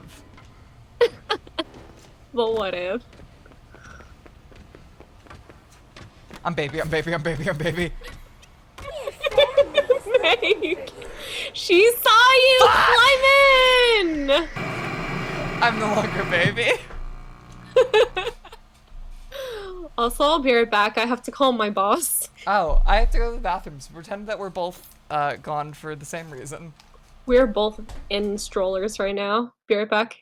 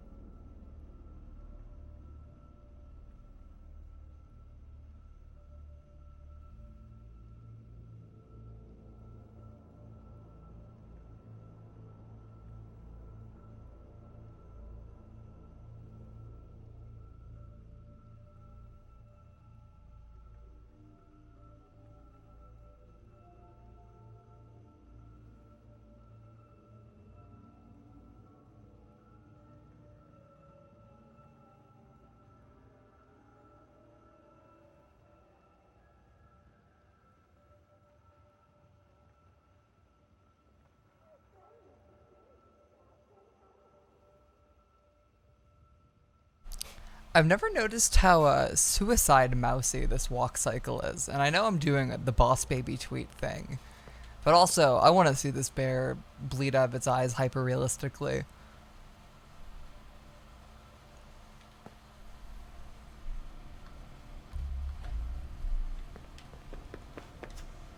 The Mega Pizzaplex is closed.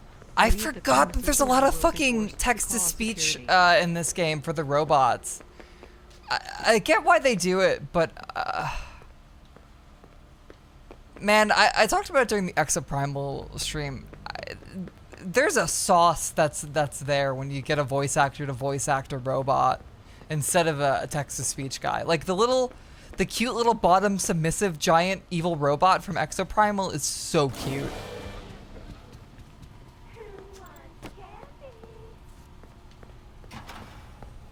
Where the fuck am I going? I have to free my friend Fredricks Fazbear?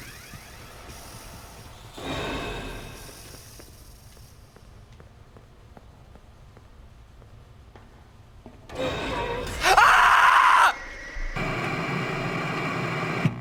This game sucks.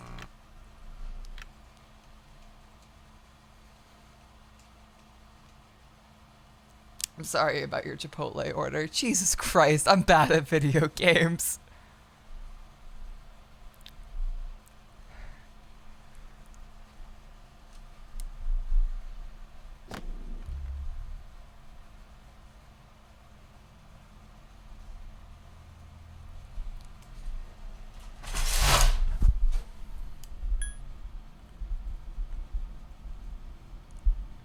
I'm sorry your Chipotle order got stolen. You should have used that money you just used to subscribe to May McDougal to get a new Chipotle order, to be honest. But I enjoy your enthusiasm. Where do I want to put myself?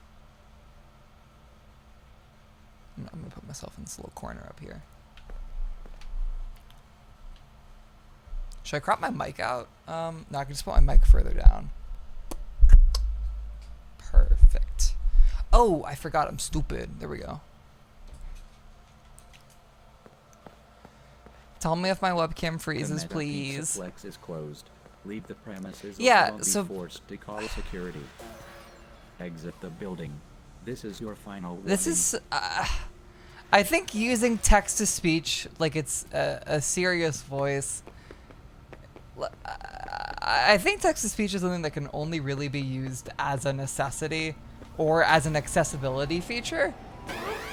I kind of hate it being used as the de facto robot voice because it's not how robots should sound in media, I guess is what I want to get at. And it's weird because like the rest of the robots in this game, all the animatronics have real voice actors. It's just the map bots. And I know that's just so that they could get a bunch of dialogue out of them, but it still sucks nonetheless. Also, I swear to God, Chica.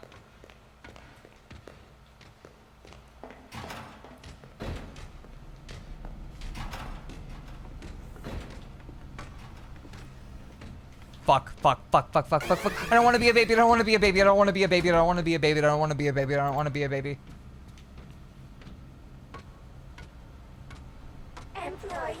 Ah! So basically, I'm stupid and awful and bad at video games. Is the point of this stream? Yeah, if GLaDOS was text to speech, it'd be an awful world for the lesbians.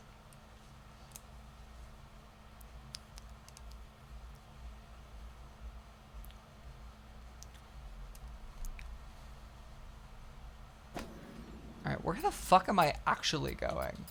Upgrade compass and upgrade machine. Do I still have to go back?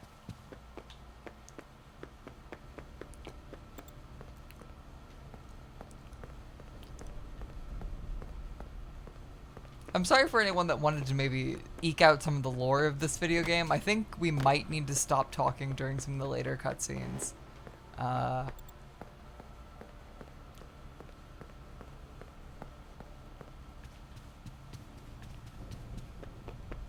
But yeah.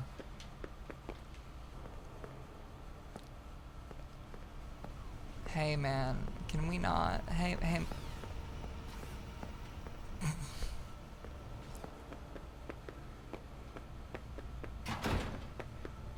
Is it you? It Here ain't we my go. pass. Try that terrible magnet you found. Yeah, I think there is a slight bit of sauce in the kitchen with Five Nights at Fuckboys, but I have not revisited it, so I do not know what's good with it. That is great news. I will meet you in the daycare. The entrance is on the second floor balcony. Because I know it was made in that era of like MLG, ear rape is what we called it, for like overly bass boosted noise, like ear rape humor. And I know a lot of that has aged absolutely fucking terribly. So maybe Fuckboys has aged terribly, but I think it might have aged fine. I haven't revisited it. But it was one of the first FNAF games. I think the first one came out right after FNAF 3, if I remember correctly. So it was even before FNAF World. So it was the first Five Nights at Freddy's RPG.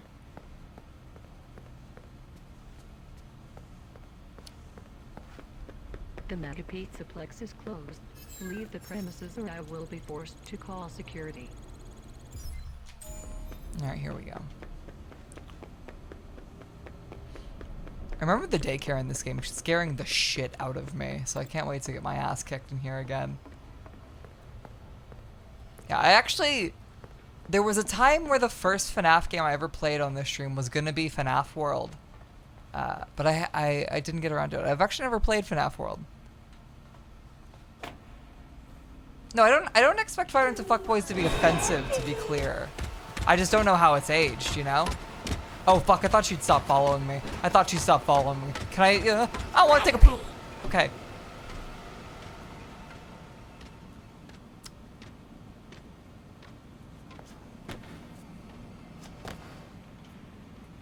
So basically, you can't beat shit strat.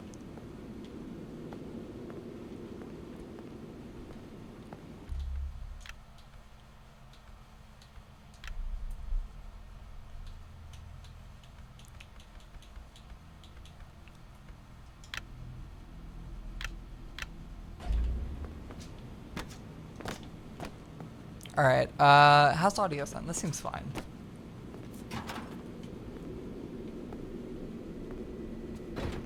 Yeah, this seems fine. Actually, I might turn it down a little bit, because I know it gets louder when shit's happening.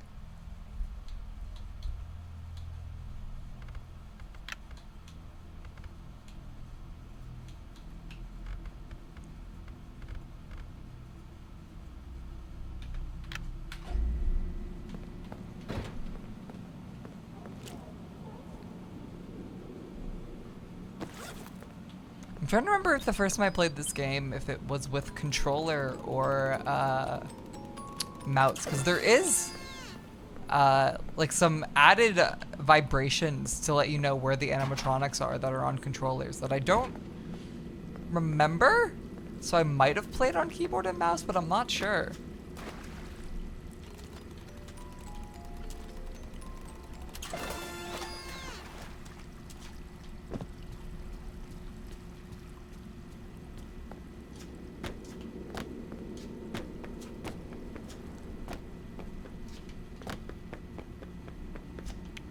Also, I hope you guys are enjoying those massive stutters.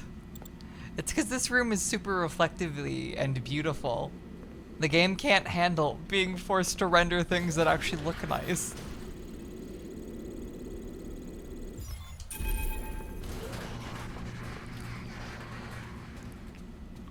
Gregory, I am unable to reach you. Check the daycare security desk for a security badge, then let me in.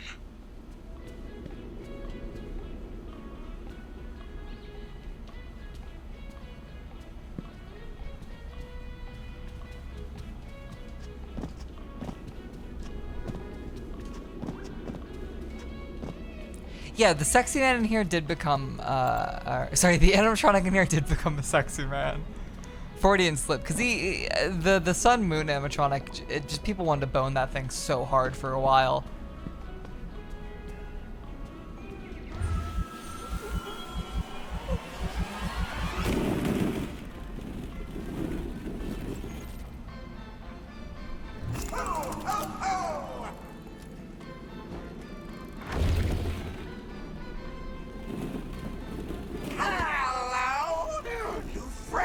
sure I'm late. Are we having a slumber party? Where are all your friends? We can finger paint, tell stories. Oh, no! I got mess. What's the bottom? Where is the Remember this area being really well designed, but also fucking awful. There's gonna be a section that we're gonna play that fucking it's night and all the power's off and it's basically awful and terrible. So I can't wait to do that. You want a puppet show? I have glitter glue. You like glitter glue? No, no! Why would you do that? Lights on! Lights on! That section is right now, by the way. He's doing the Danganronpa TikTok pose. Where it's like the girls that do like the animated Junko Enoshima dance. That shit. He's doing that when he was ripping off his face. You must be punished. 99. Gregory, I do not know what you did, but the lights are out in the daycare. You need to find the emergency backup generators and turn them on. They are in the play structures.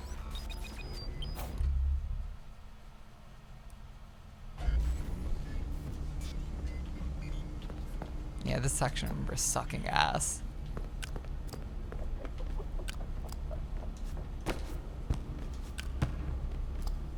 Clean up, clean up. He kind of sounds very Marge Simpson-esque, and I don't remember coming to that realization when I first played.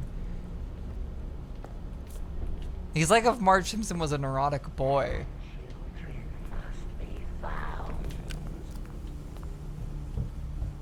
Yeah, the whole thing with the security breach animatronics is that they all have personality chips programmed into them. So they're like people. Children must be punished.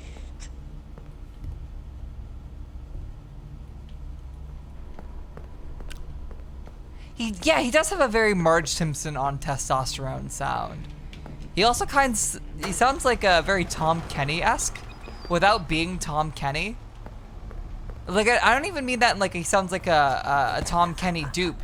He just sounds like someone who also sounds like Tom Kenny but isn't Tom Kenny.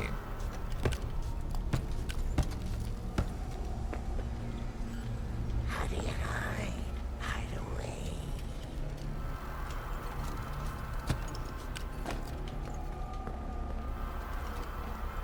Alright, I know there's a little thing I can destroy to make a distraction. How do you hide? Hide away.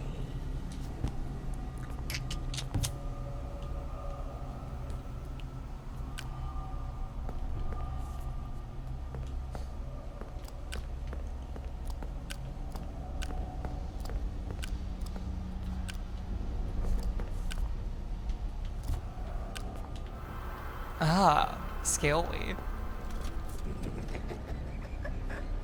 I kind of hope I can get through this section without Alyssa, because I don't want to be a baby bitch who needs their friend to protect her. Oh, I fucked up. I fucked up. I fucked up. I fucked up. Where am I going? In here. In here.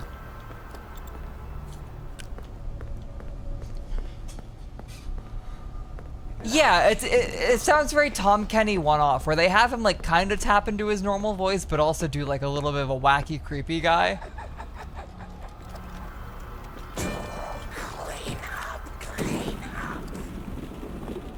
I also forgot this game has fucking ball pit physics, because of course it does. Here we go. How do I get inside of you? Oh no. Oh no. Oh no. Hey. Hey man. Hey man. Hey man. Hey man. Hey man.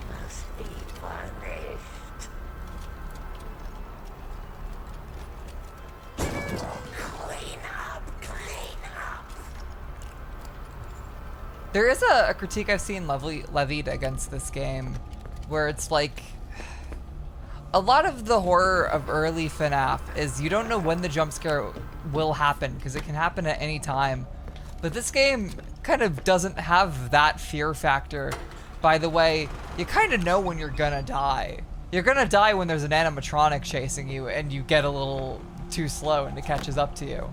Like, I know there are a few deaths in the game where it is complete surprise, but a lot of them are just like you fucked up or you got unlucky. Which I do kind of get that kind of sullying the horror for some people, but also I'm a scaredy cat little bitch, so sometimes I get scared anyway.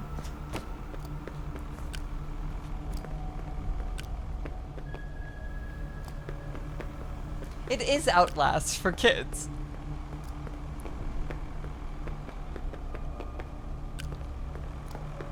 Got you. The children must be punished. Yeah, a lot of the fear of the first, like, few FNAF games is the fear of the jump scare in itself, not really the jump scare. It's the fear of being, like, suddenly pushed out of your, not your comfort zone, because you're never comfortable playing a FNAF game, but suddenly being pushed too far and for you to lose all your progress, but also be scared the shit out of.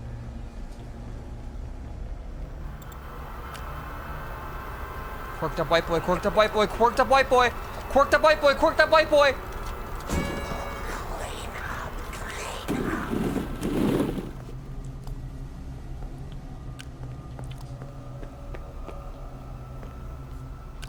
Oh fuck. Again, we were talking about it earlier, the early FNAF games are super well crafted. Like both on the storytelling side, but also the gameplay side. Like, fucking shocker, these are good games actually. I know there was like a huge backlash against them for a while, as there is with anything popular that kids like and or that predominantly queer people like. But I think that's turned around. I think people as a whole kind of understand that FNAF was actually cooking.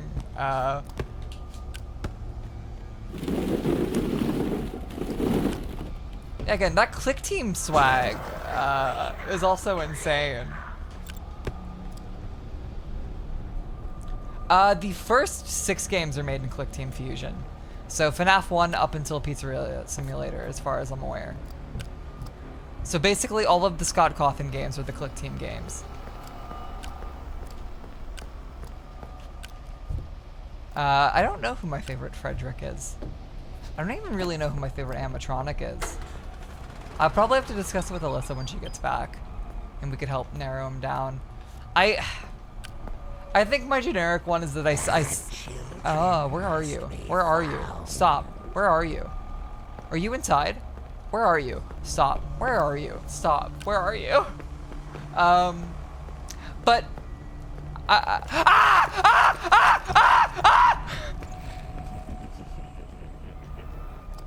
I think my favorite animatronic is probably Springtrap, because he's pretty cool.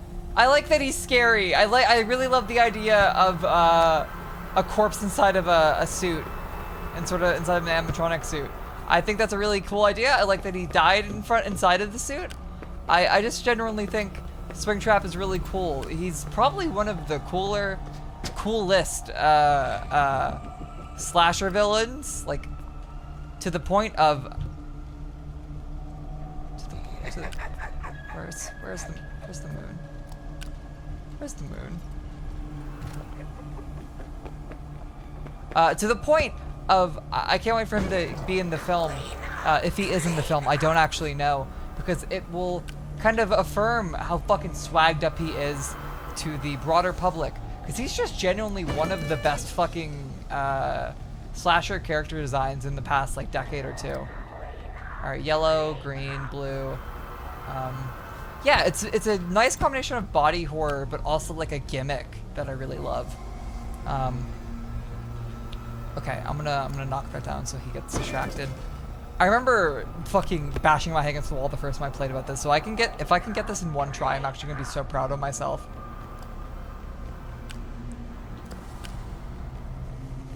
What generators have I not done yet? I did blue.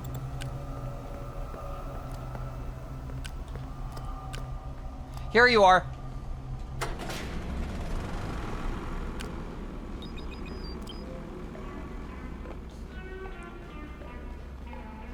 Oh, I'm so proud I got that in one take. Fuck yes. I remember that puzzle took me like a billion hours the first time I played it.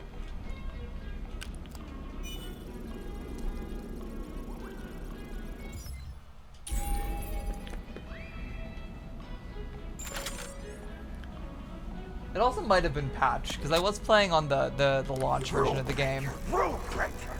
You are banned from the daycare! Security alert! Security alert! Gregory, jump in. We need to get out of here now. Hop inside of Dad's womb. Go upstairs. And do not worry. They cannot find you while we are together.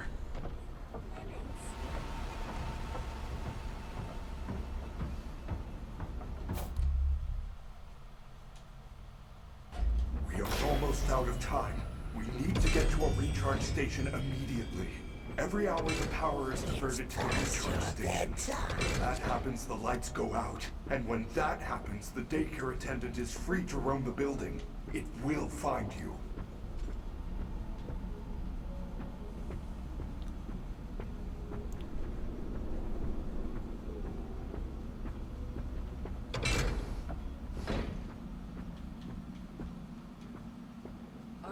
Gregory, where are you going? I want to get collected. Ah! I should have maybe listened to what he was saying instead of getting distracted by what I thought were collectibles. I should check if Alyssa's back.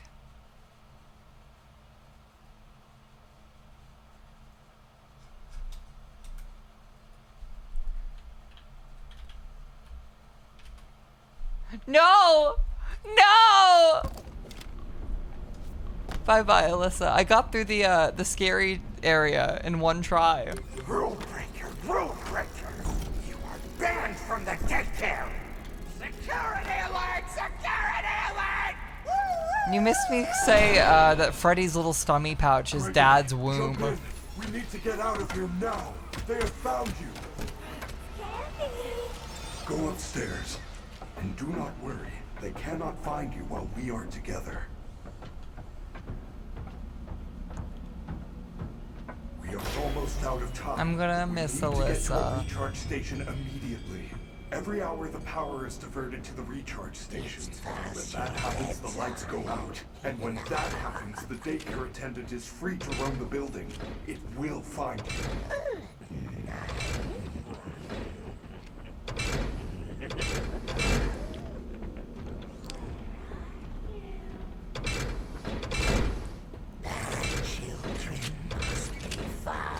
Damn, he breakdancing. I didn't know he had that in him. I didn't know he had that swag.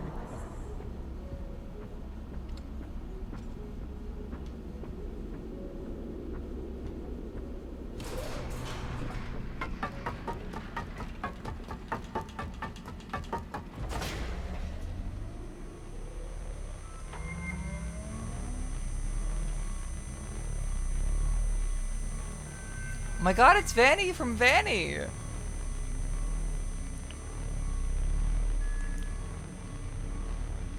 What was that? That is a fountain. A fountain is a decorative reservoir used for discharging water. Not the fountain. You didn't see the dancing rabbit lady right in front of us? No, I did not. There is no rabbit at the Mega Pizzaplex. Not anymore. This is crazy. It's like the whole place is trying to get me. I am not. Why? I do not know.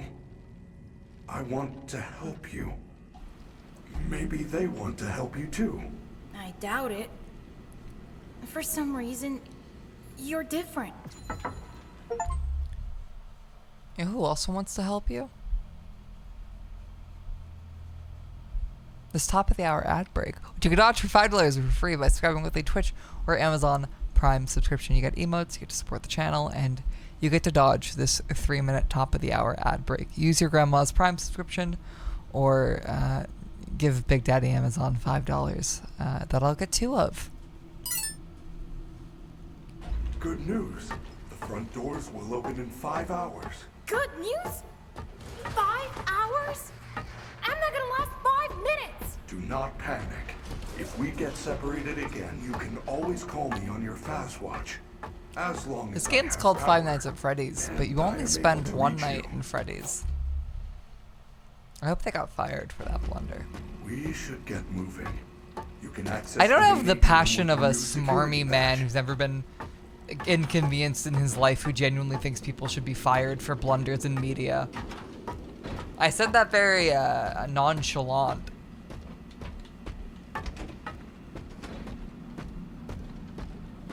Can I go uppies yet?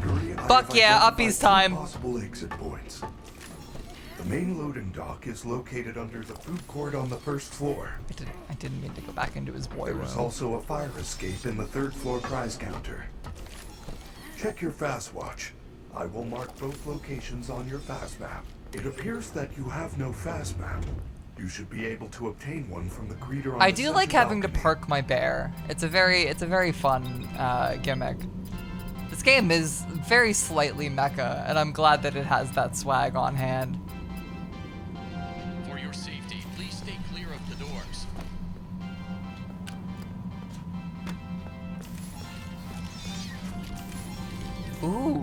Ooh, frame rate. Let me get back in my boy dad.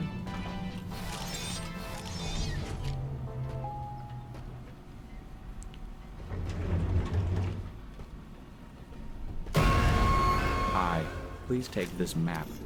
Take a map.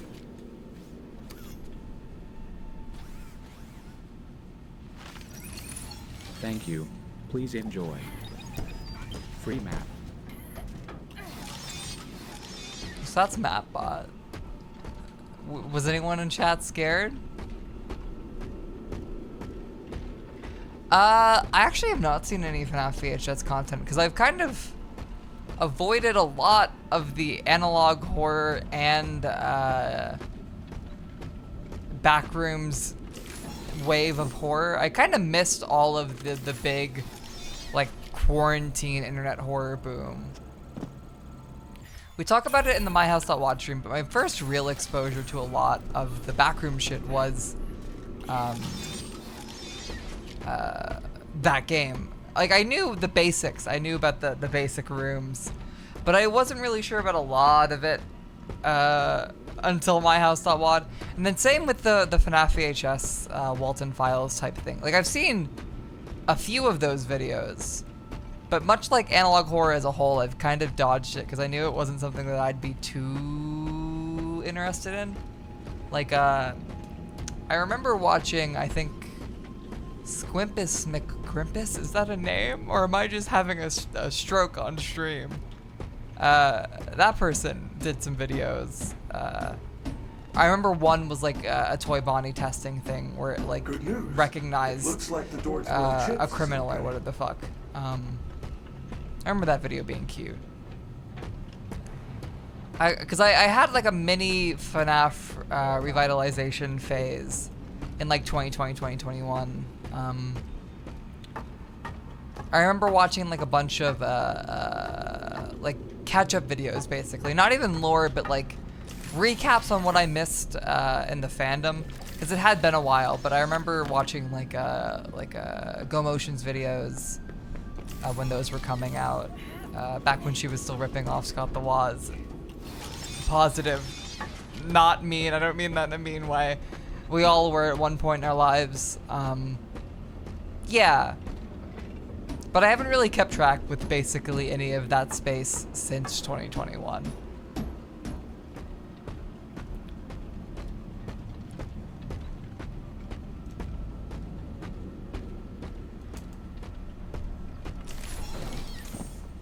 I watched like a big analog horror iceberg video one of the days that I was working my old job. And the only real feeling I had coming out of it was, I don't think any of this is for me. Not that it's bad. It's not what I've started to want from horror and horror content on the internet. I think my tastes have gotten a little bit more particular over time. And I'm still someone firmly chasing the highs of the creepypasta wave. Because I still feel like there's a lot that can be gotten from those like 2010s characters. But I'm also very glad that we're not stuck in that, and that the main wave is this new revitalization of horror. Because online horror did take a turn for the worst for the while, where it was all true crime bullshit. And a lot of it still is, to be clear. But I do think the backrooms and stuff like it has been something that a lot of online... This is so cute, holy shit. That online horror needed to, like, kind of get itself out of the gutter. Because it was in a very awful, awful place that could only fetishize real violence and real death. And I am thankful that a lot of analog horror is very firmly fiction bullshit. So I can't be too mad at it, you know? It's doing better than what a lot of the mainstream is doing, even if I don't find it personally too interesting.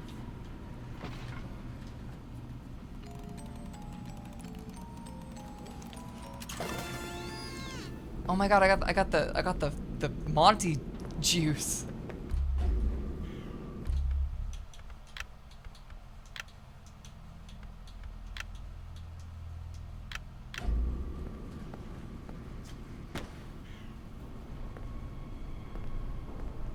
Yeah, I did see the A24 Backrooms movie, and I know that they got the kid. I think he's probably actually an adult now, but something Kane, Ethan Kane, is that his name? Carter Kane, something like that. They got that kid to make the movie, which I'm excited for that solely because I'm glad to have new voices being able to make big budget horror so young. I think that's very cool. I think that's very cool. I think that's very cool. I don't think I'm better than you, Roxy. Let me in the womb, Dad! Dad, Dad, Dad, Dad, Dad, Dad, let me in the womb, Dad, Dad, Dad, let me in the womb, Dad, Dad, please, please, please, please, please. I want in Papa's womb. I want Papa's womb. I want Papa's womb. I want Papa's womb. I want Papa's womb. I want Papa's womb. I want Papa's womb. I remember really liking Daisy Brown. I still follow the creator. I think her name is Jules Day, something like that. She makes some cute videos about history, horror shit. That I really like. Jules Dapper. Yeah. She's chill.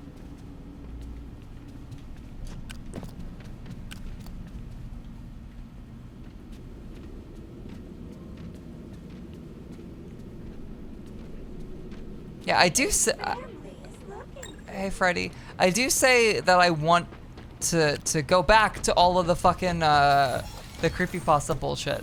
But also, I feel like if that was the mainstream and that was what was being made, like if we had another Sony Slenderman movie, I'd be bitching and whining and pitching my shit all the way to the bank. Like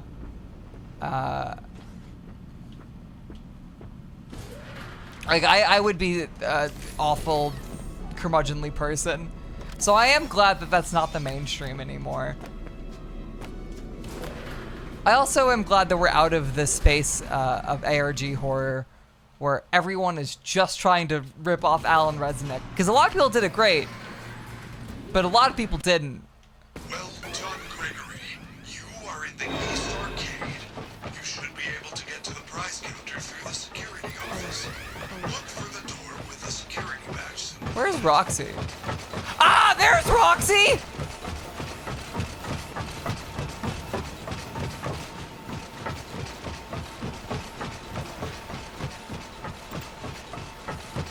Yeah, I'm glad we're finally in the I'm glad we're finally in a world where people aren't bound by making projects hoping that they get a Nightmind video on it, you know? Because that was kind of a rut that a lot of horror shit was in for a while, where people were like, so many projects started up at such fast rates, not really because they had ideas that they wanted to say or that they wanted to make an art, but more that they wanted to do cool visuals and hoped that their number ciphers and all of that shit, their deep web codes would have a scare theater or a Nightmind video made about them, which I do think was kind of super fucking vacuous. John Gregory, you are in the East Arcade. You should be able to. But I also have no room to talk. It's not like I've made a horror project or a movie. I May McDougal haven't made a movie, so I probably have no fucking room to talk. But I don't know.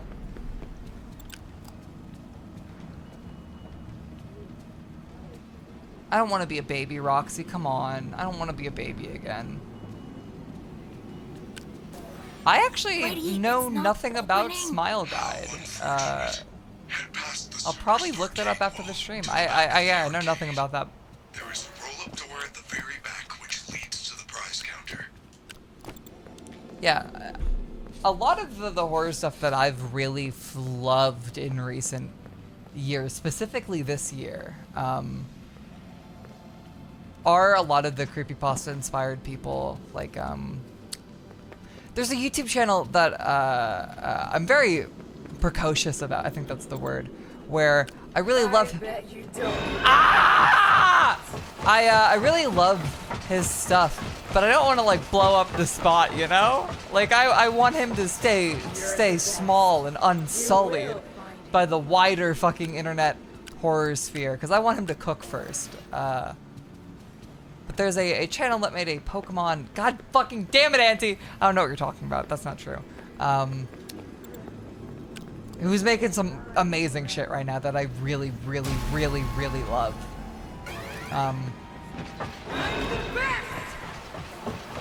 I also am kind of an odd duckling that I never really liked SCP stuff. Kind of for the same. I never really liked SCP stuff, and it's part of the same reason that I don't like the backroom stuff.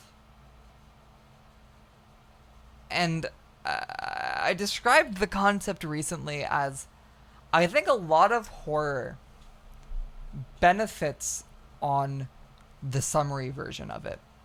The version of the story that isn't fully fleshed out and is just the first thing you hear. And that being like scary in and of itself, you know? Like I think a lot of SCPs are really, really, really, really made by their summaries. Like you hear the summary of their story and you're like, holy shit, that's scary, or that's an interesting concept.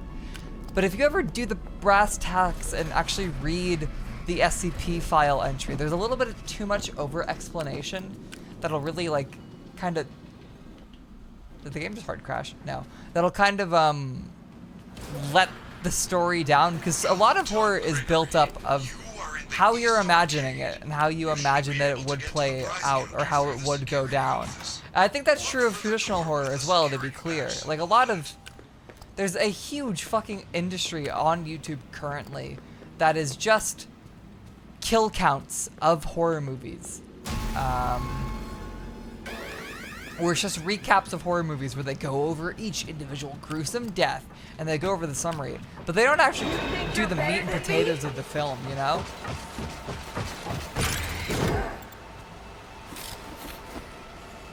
And I think that's kind of born from the fact that a lot of summaries are scarier than the stories are themselves. Like I remember I caught my little. Oh fuck, she's about to find me. I caught my little cousin watching a kill count or dead meat. I don't know what the channel was. But it was a video recounting each kill in sleepaway camp. And it was like, that's how I felt. I felt like that. I was like, what the fuck are we doing? How did you find this? What's happening? Because a lot of horror people are now just consuming it through summaries. And I think a lot of stories do work better that way. Like SCPs, I think me not personally liking SCPs, the reason I don't personally like too many SCPs are the reasons that SCPs are great. And that's kind of a weird thing where I think the reason that the SCP Wiki works is that it is a huge collaborative piece of fiction that people are always expanding to and making their own stories and lore, but also expanding upon other people's stories, but also they are being edited and curated by a moderator. I think that wide collaborative fiction is the reason the SCP Wiki works. That's part of the reason I don't like it. I guess I wouldn't even say it's the collaborative thing. It is. The SCP Wiki is collaborative, and the way that it can mesh together as well as it does, the only reason that the SCP Wiki, despite being a wiki that has been written on by hundreds and hundreds of writers, is because the SCP Wiki is these sort of not formulaic, formatted, cold, calculated, scientific log documents. The style and aesthetic of the SCP Wiki, like research notes, are the reason that the SCP Wiki works in the first place. Because if it didn't have that style guide, if anyone could write any type of SCP that they wanted, that wiki wouldn't fucking work at all for anyone. If every single 14-year-old boy who just thought of a new cognito hazard that is actually secretly the apocalypse and killed the entire world and has existed in secret since the 1940s, but also can't be contained, but also is owned by one teenage boy who has him inside of his hand. Like, if all of those kids were allowed to write that story on the SCP Wiki, it would fucking suck. Because they would also not follow the, I think the scientific style guide is kind of like a scrub filter that kind of like filters out a lot of the people that don't want to write something a little bit quieter or a little bit less high stakes. Well done, Gregory. Or something with lower stakes would be what I would want to say there. You should be able to get to the prize counter through the security And I think office. that style guide Look for the door with the security and that pass. tone is exactly why the SCP Wiki works. But I also find that that tone kind of boring and hard to read. And there are a lot of SCPs that are really good, to be clear. Freddy, it's not opening. I just think a lot of it is just not for Past me. the Superstar arcade wall to the back of the arcade. There I is a tend to be a roll-up door person at that the is very more back, drawn which leads to the prize counter. narratives. And a lot of SCP stories do have narratives and characters, but not enough of them for me to be like really enraptured by them. And it's the same thing that I was watching a trash content little just binky video that was like the top 100 floors of the backrooms explained, and I turned the video off after like floor 3 or whatever, because the first floor, floor 0, is the floor that everyone knows the backrooms for. It's the beige walls, the mildewy carpet, and the infinite worlds that we don't know if there's any way to even exit. But then it gets to floor 1, and floor 1 is an armory where you can get food and water crates, and you can get guns, and you can start fighting the enemies. And it's like immediately like, what the fuck are we doing? What's happening here? And then we get to floor 2, and it's like, on floor 2, the scary goblins are here. And it's like, no, what are you doing? Stop! The scary goblins! I don't want the scary goblins to be here! And it's because it's the Backrooms is a collective piece of fiction, meaning it can be written by anyone, meaning it is being written by 1,000+ teenaged boys who just failed their CA11 quiz. And in a lot of ways, I think that's perfect. I want these kids to have creative outlets, and I am glad that they have their stupid power fantasy fan fictions. But also, it's kind of made the Backrooms as a concept very, very lame for me.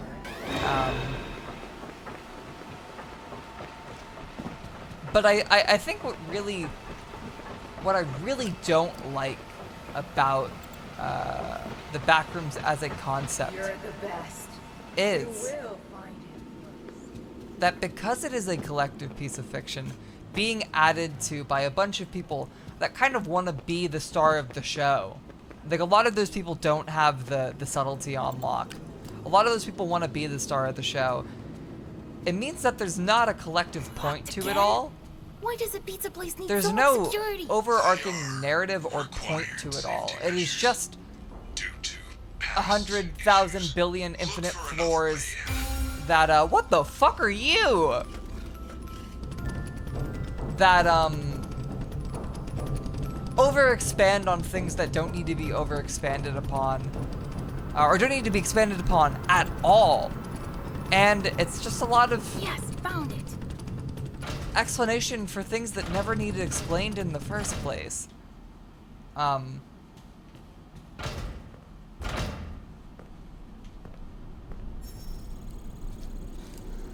think what really, really works for me in liminal spaces and liminal space horror is the idea of this like sort of transitionary space, the space you're not really supposed to think about or be in for too long. Yeah, a lot of it feels like fucking spooky House of Jump Scares. Yeah, exactly. A lot of what appeals to me about the idea of liminal space horror is being trapped in a place that is inherently transitional. And then what that would do for a character in a narrative. The thing with a lot of backrooms horror is, and I'm going to pause so I can actually fully articulate my thought, is that the horror gets lost very quickly as kids start to think of the backrooms as just like a PUBG map, where it's a place where you could survive out in the rough and wilds. If you could get out of the first floor, which it probably should have never been anything but the first floor, those beige walls. The idea of like surviving out in the back rooms, getting crates of almond water and getting shotguns so you could shoot the scary goblins. It's trying to turn this transitionary place into something stationary. Something that is meant to be stayed in, which I don't think is the point. The point is that you're trapped in it. You know, Spooky's House of Jump Scares rocks, to be clear. At least from what I remember. I remember it being cute. Do not panic. That office is now on lockdown. I can deactivate the alarm, but it will take some time. FNAF at Freddy's. Is this what I want to be? Five Nights at Freddy's. Why do you have to say Five Nights at Freddy's?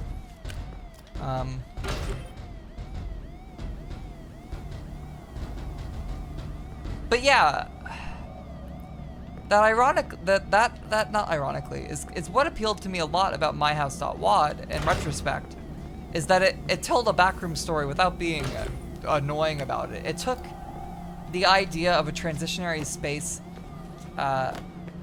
either literally like a gas station or a pool house, I bet you don't even have. or a transitionary space like a friend's house that you used to visit from time to time, and made it something that you're forced to stay in, but using that to tell a narrative story, not just kind of getting trapped in the whole what if you could escape the backrooms idea. Ohio Riz in the Pibby backrooms, exactly. myhouse.wad works because it's telling a story in that transitionary space, explaining why this, it doesn't explain why, but using this character in this transitionary space to reflect reflect on that character's past. Fuck, I got eat by DeMonty. But sorry, Jesus. myhouse.wad uses these transitionary spaces that you were either in on a road trip or through adolescence or just at a friend's house that you would visit from time to time, and uses these spaces that are both off-putting and unfamiliar, but also deeply known. And it uses these spaces to tell a story about these characters. Like, there being a piranha in the pool house. I think a huge problem with a lot of backrooms media is that there's enemies in it. I think that is like one of the biggest fucking problems. I don't need there to be enemies in it. I think that kind of defeats the whole point. There being enemies in myhouse.wad works because it is telling a narrative thing. It is not saying there are enemies in the pool rooms. It is saying these are memories and ideas that our character is remembering about this time of their life, and these enemies represent something. I think the whole thing with Backrooms being this huge collective piece of media is that nothing can mean anything. There can't be a narrative and something can't represent something because there's going to be a 15-year-old that comes down the next week and takes that same monster and puts it into their game, or puts it into their floor, and then all of that meaning that someone might have built up is gone now. And I'm sure there are individual floors or backroom stories that have meaning, because My House Out Wad does. But I think as a huge collective piece of fiction, unlike something like creepypasta, No. Freddy, I don't know what happened. All I did was take the badge. where it's like if someone iterated upon your story, I can deactivate the alarm, but or sorry, if a new story was told in a world that you built, it doesn't have to be acknowledged. Whereas the thing with Backrooms things is that they are all meant to be built on top of each other. Meaning that you can't really...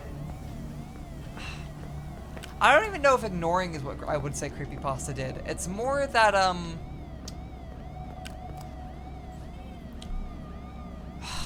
don't know how to describe it.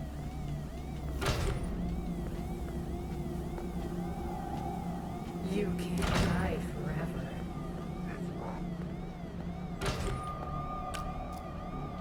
Yeah, the Backrooms came from a 4chan post in a liminal space thread, where the creator posted the beige walls and the moldy carpet image, and it was posted with the caption, "This is the Backrooms, you can't escape it. You've no clipped out of reality. If you hear something, know that it's heard you." Or it implies that there's monsters, but it doesn't say, hey, the Skringle fucker's in there. The Skringle fucker can run at 50 miles per hour and the Skringle fucker will kill you. I think adding death to that sort of story inherently kind of removes it of consequence. A liminal space, a purgatory having an out, even if that out is death, does kind of deflate a lot of that weight.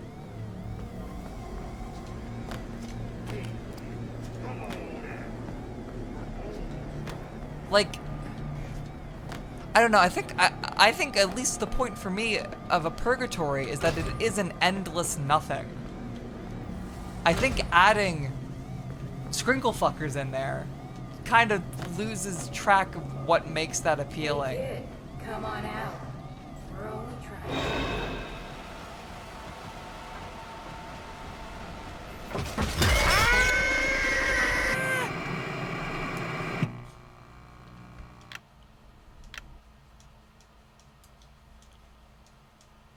What are my favorite horror movies? My favorite horror movies are my favorite movies. I don't really know offhand what I can drop on. I mean, if you know me, if you've heard me speak, you kind of know what I fucking like out of horror. Web series, but I really like EMH, obviously. Everman Hybrid is like a huge... It just, it just sort of gets me on a lot of its sensibilities. Even if it is like, and to be clear, like, I have nothing against teenage boys drowning themselves in water trying to figure out how to make a horror. Because that is what EMH is. It's a lot of planned threads, but also a lot of like, just kind of improving in the moment that I find really interesting. I really like the Sleepaway Camp movies, all three of them. All three of the good ones, I guess. Don't be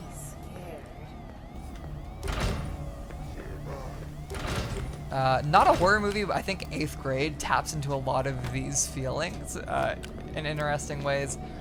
Basically, watch this space. There'll be stuff in the next year or so that kind of has my horror loves on its sleeve. You can't hide forever.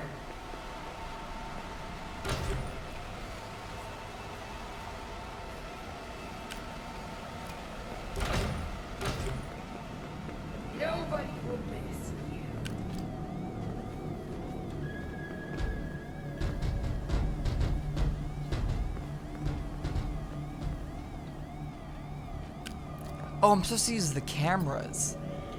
Because this is like Five Nights at Freddy's. I didn't even think about that.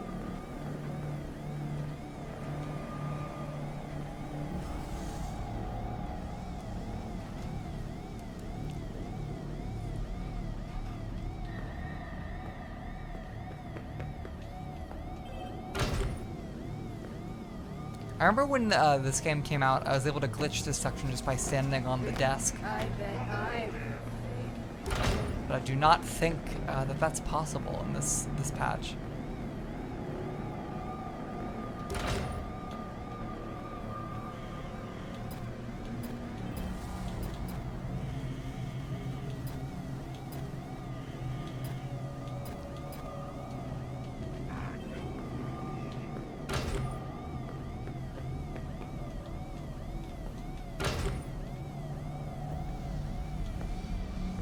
Are you hungry? So I fucked up. I fucked up. I fucked up. I fucked up. Hey man.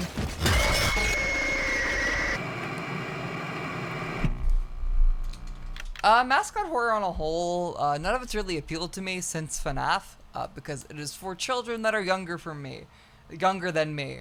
I don't mean that derogatorily, but Garten of Bonbon, Bonban, or the fuck it's called, Bendy and the Kink Machine, Rainbow Friends, Huggy Wuggy, none of that shit's for me. And I don't mean that like a mean way, it's just, it's past my time. The last real horror thing that I was young enough to be grabbed by was probably... Freddy, I don't know what happened. I think if I was a different person, I would have been really grabbed by the PSX horror trend, but it didn't really grab me as much as it should have. You look at a person like me, and you're probably like, she loves PlayStation horror and like the whole demo disc scene. But it didn't really grab me. You are nothing.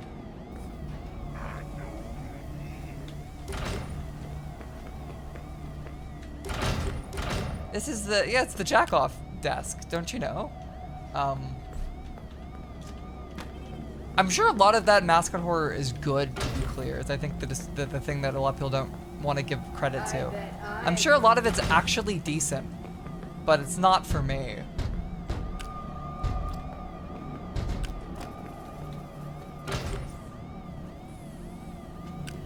Are you lost?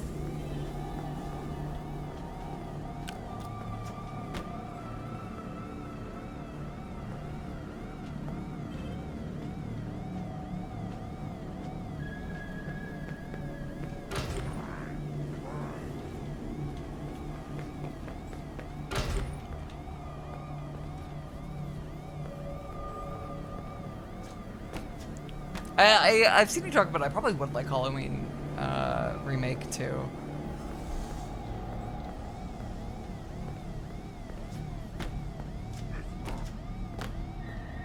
Don't be scared.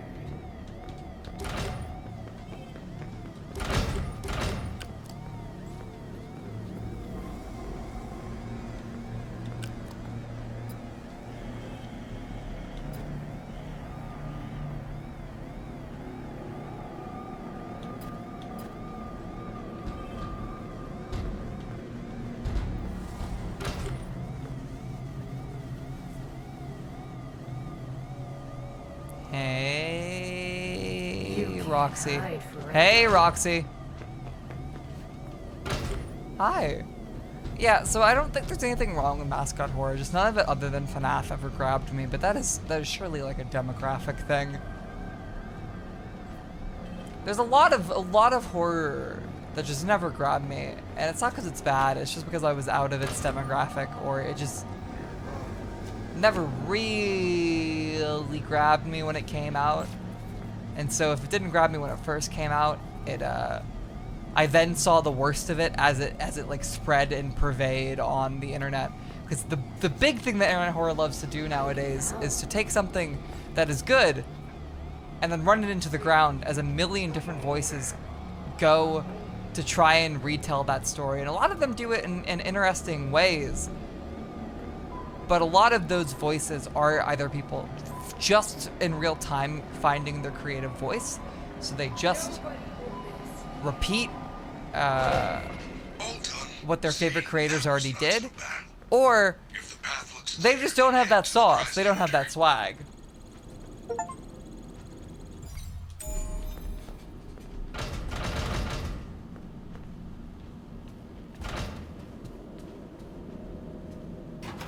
Go to the back of the prize counter. The fire escape is in the VIP. Hey, Monty. Hey, Monty. Hey, Monty. Hey, Monty. Hey, Monty. Does this door shut? Base. Get fucked. Ah! I forgot this game is running on tape. I forgot that this video game is built out of pieces of spaghetti that a camp counselor forces you to put together as a trust-building exercise.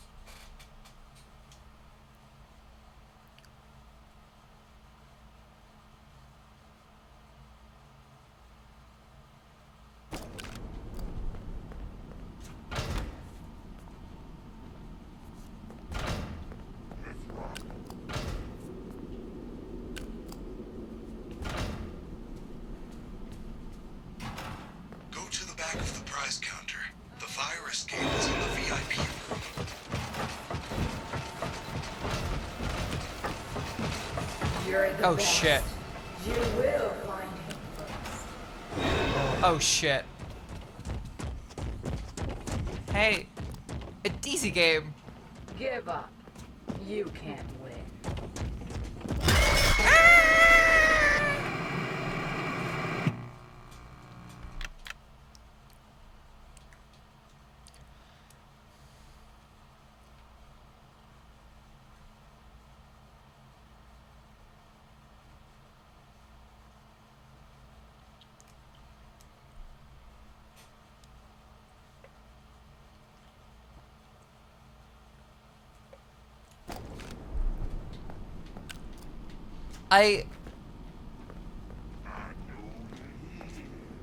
I've said that The Last of Us was like 9/11 for the games industry.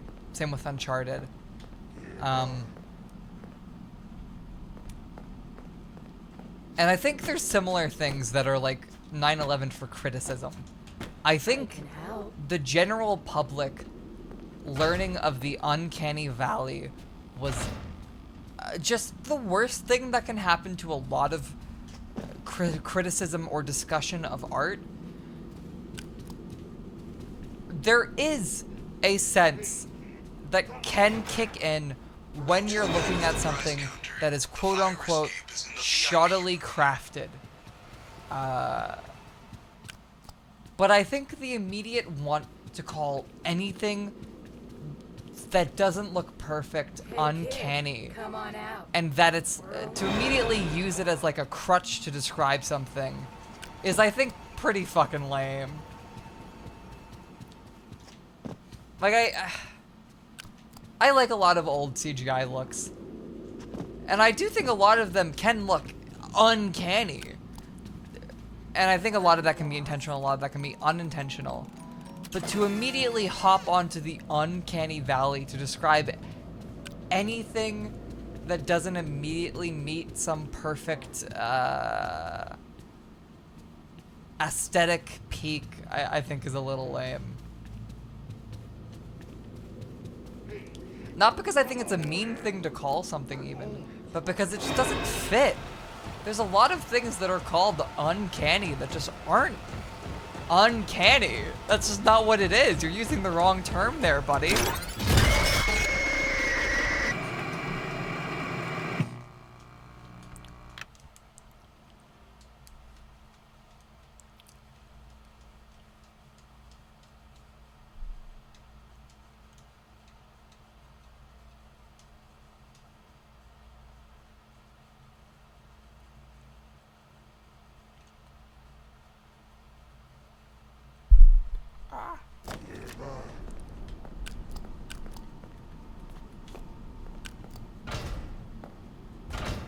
There is something very charming about Monty being like, you should kill yourself now.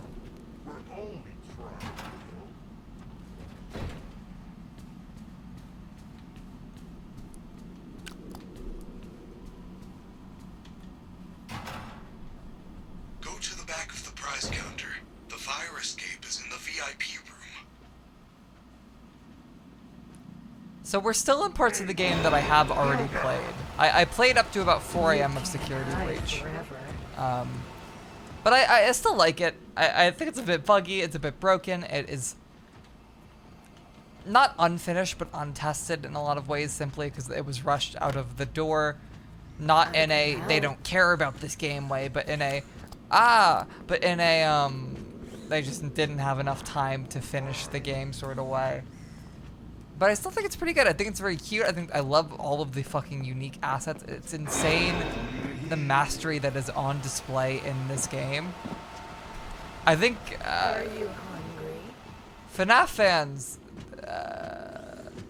there's this thing with FNAF fans being predominantly children, is that they don't actually understand the effort that goes into making a video game.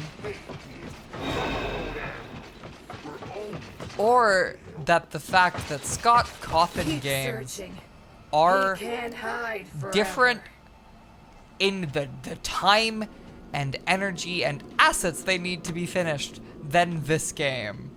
And it's like, if you're an adult, you can just look at them and be like, alright, one of these games obviously, understandably took 3-4 years, and one of these games was quickly put out, but it makes sense why it only took 5 months to make. I bet you don't even have. But a lot of the little ones don't really get that fact because they don't understand You will find him first. video game development, understandably. But there is this very weird cult around a lot of the younger FNAF fans where Scott Cawthon is God and Sealwool is evil, and Scott Cawthon is just an innocent little guy. 35 years old, 45 years old, 60, I don't know how fucking old that man is. But that he's an innocent, sinless creature who made your favorite video game series. And Scott Cawthon is, ignore the whole donates to right-wing politicians. He's a really talented creator. He's a very fucking good voice actor. His art design skills are fucking insane. He has like a specific voice to his work that really, really, really appeals to me, and it makes perfect sense why FNAF as a franchise has popped off the way it has. My webcam froze, thank you. Freddy, the doors are all But he's also like, locked. I don't know, man. Get out of here. Get to the elevator. Find a safe He was path making on your simple fast point-and-click, pre-rendered background video games for a reason, because that's what he was able to make. Now that the series is in the realm of fucking 3D open world, ray-traced PS5 hellscapes, like of course they're gonna come out a bit more buggy and a bit You will find him first. more, just a bit more in every single way.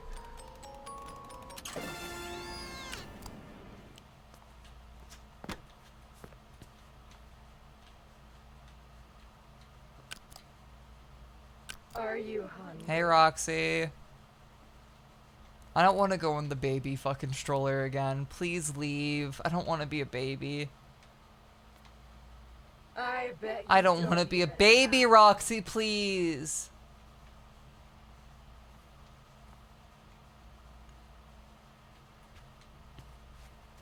Don't be scared.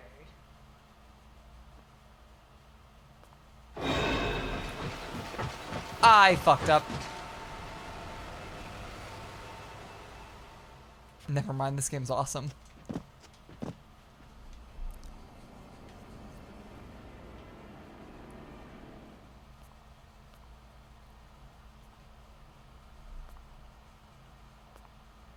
You are nothing.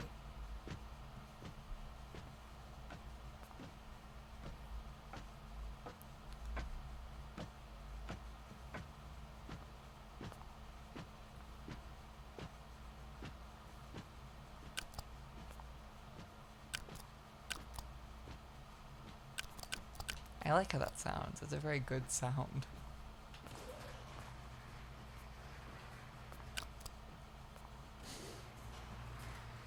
I do like the idea of Roxy as a working mom who hates her job and hates her life and loves cigarettes.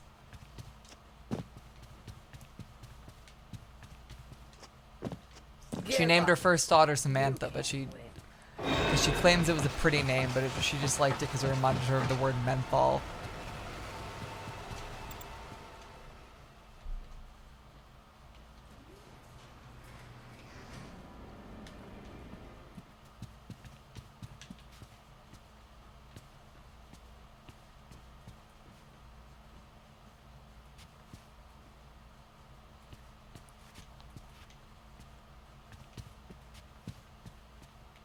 Are you lost?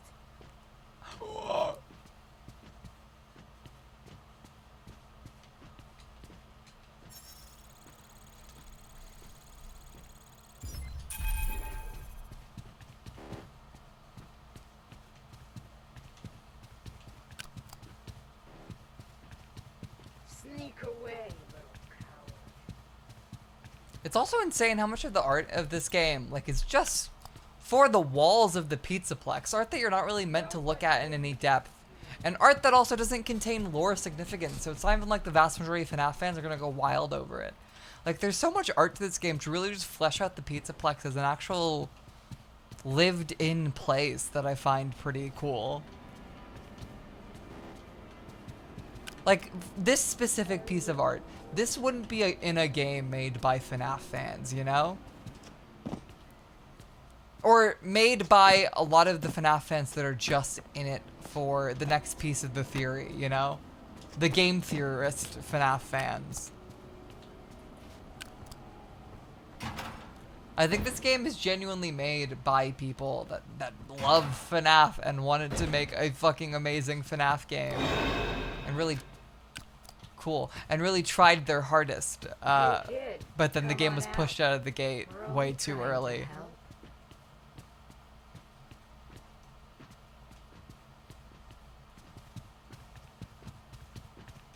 5 hours in.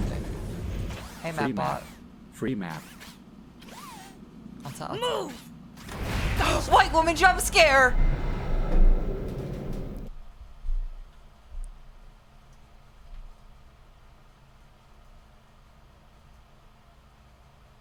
And why is Freddy Fazbear so sexy nowadays? Freddy?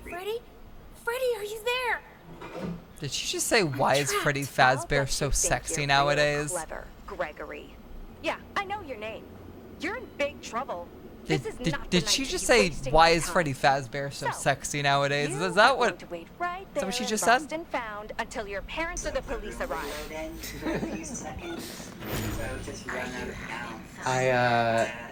I could walk around out there, but he couldn't get me or kill me.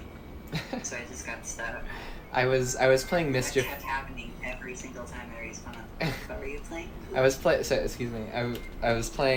Mischief Makers on my personal call. I shouldn't be. I was at my friend's house playing Mischief Makers on an N64 emulator, on my friend's Wii. Oh my god, what's happening? Oh my god, hi. There's a part where you have to do math problems, but the math problems weren't loading in, so we had to go. Oh my god, and there was another part where there's a big boulder that chases you, but it was invisible. It just wasn't, like, these were emulator glitches. Whoa. Yeah, so we had to work around both of those things. It was pretty fun. Your problem sounds not fun, though. I heard that game is very buggy. I don't know what you're talking about. I don't know why I'm in. This is someone's. This feels like a personal call. Well, I don't know where I heard that. I'm sorry. Okay. Sorry, small streamer Linus_Pepper. Yeah, I'm really sorry to my the fans. end I'm sorry to of Drakengard 3. Everyone. And I didn't want to counter broadcast her, you know? I didn't want to run her off the internet. Freddy, are you there? I'm sorry, Freddy. I'm genuinely very sorry.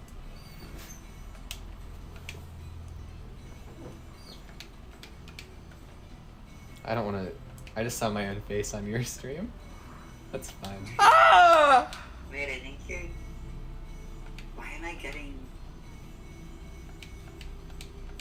audio of you? Wait a second. Ah! Jesus Christ! White So woman jump scare! We're live. We are fucking live, baby. Let's fucking White go. woman Robo jump Armu scare. says, why is... We are on the Why is... Armuda broadcast. Wait, what? I scared May? Wait, what? What is Ah! happening? Jesus Does this mean I have to be energetic again? I just got white woman jump scared so bad. Was I? No, I wasn't. That's not true. I love Freddy Fazbear. Listen. I've never played one of his games. Alright, back to being muted she is. She fucking lost her privileges after talking about Freddy Fazbear's sex appeal. Oh, someone just said say hi after I muted her. Hold up, let me unmute her.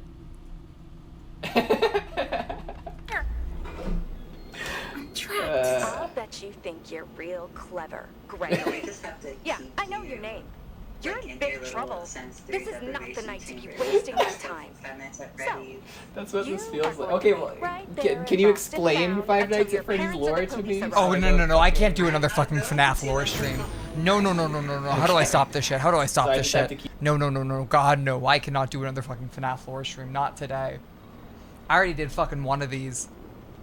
I don't have it in my goddamn mind to hear the FNAF lore for a 4th time today.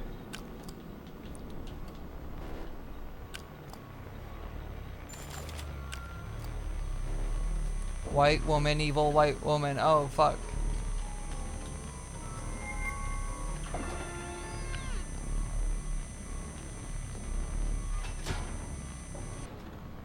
Is there a VOD for Linus' stream? Probably not, realistically. I'm probably gonna be the only documentation that stream ever happens. But the... Ah! I'm really good at doing a FNAF scream, actually.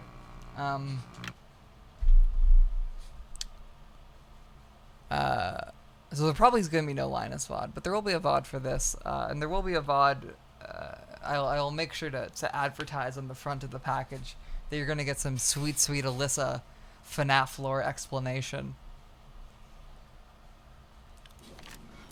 Where am I?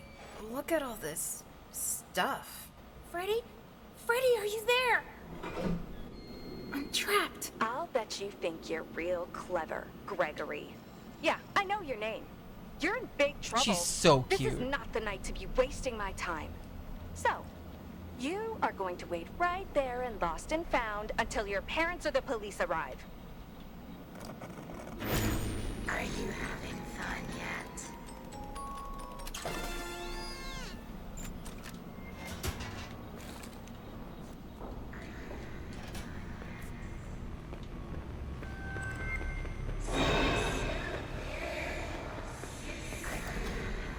No, I want to go elevator. I want to go elevator. Let me in the elevator. Oh, fuck.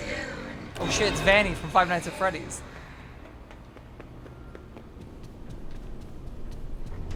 Gregory. Freddy, help!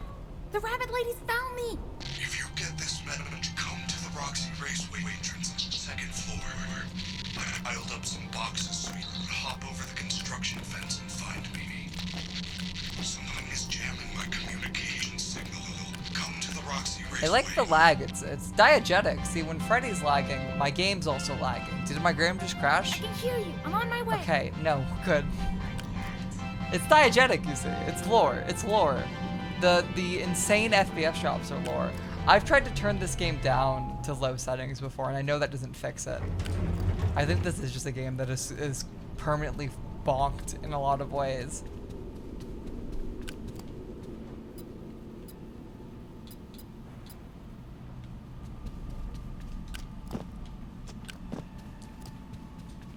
Where is Roxy's Raceway?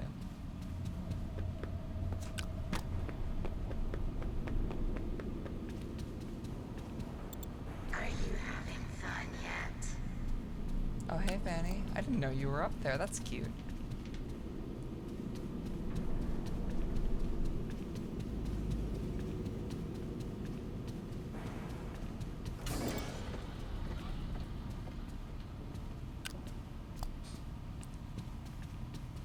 Oh, there's Roxy's Raceway. All right, yeah, I do remember the first 4 hours of this game. Like the first 4 in-game hours. I think they're more closer to 2 to 3.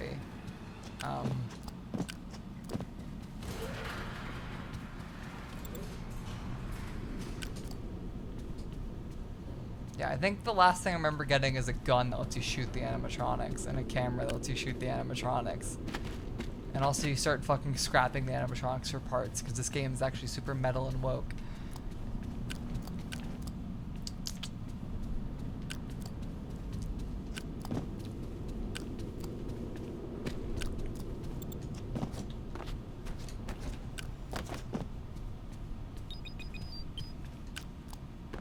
I don't know if use that stack of boxes was originally in this game's tooltip. Because I remember struggling for a little bit to find that. Freddy, are you okay? Oh my god, he got Squid Gamed!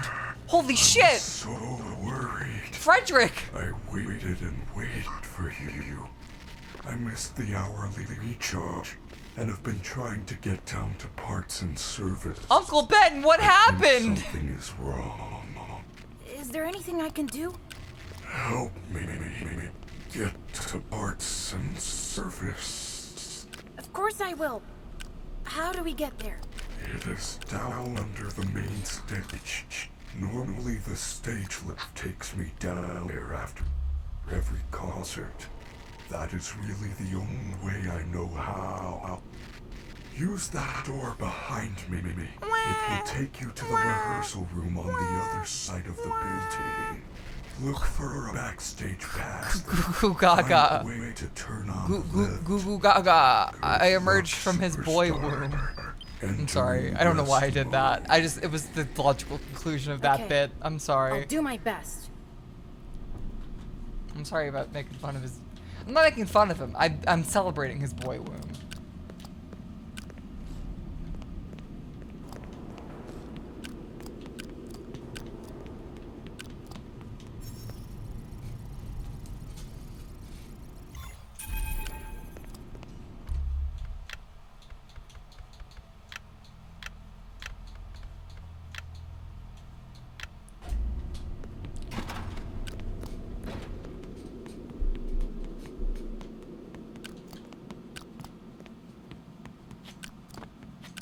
Are you lost?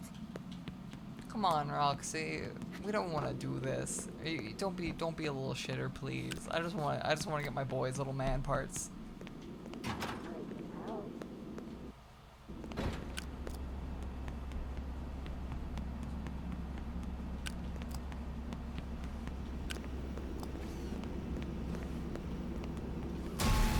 Man, I don't. Man. You think you're better than me? What the fuck? Why do you spawn behind me? What the fuck? I don't want to be inside of the boy.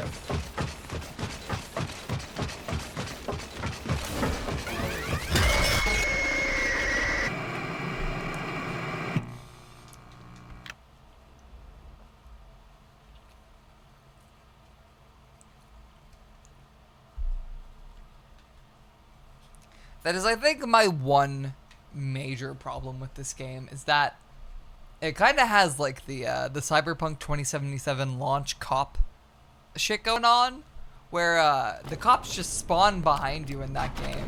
There's no like real getting away with crimes or doing police chases, because if you murder someone, the cops instantly spawn behind your back and are either pushovers or a fucking execution squad. Like there isn't any tracking in the game. They just spawn the enemy behind you. And I think that's probably the biggest problem with this game, is that you're not being tracked by a lot of the animatronics. If you get caught by any of the security bots, the game just like says, hey, spawn behind Gregory.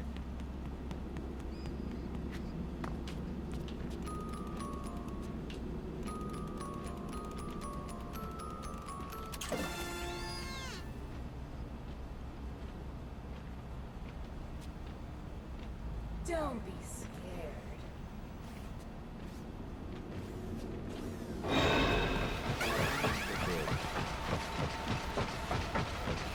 So yeah, Gregory is some kid that got trapped inside of the Pizzaplex, and or he's a robot. One of the two, really. He's either a homeless kid that got trapped in the Pizzaplex, or he's a robot.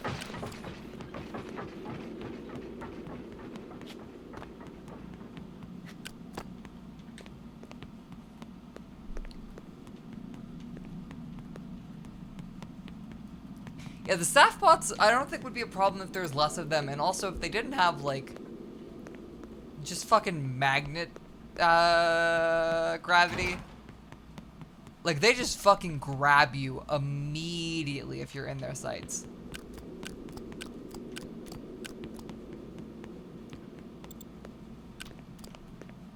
But again, this game is cute and is cooking. Be careful. 100% of fatal accidents involve human beings.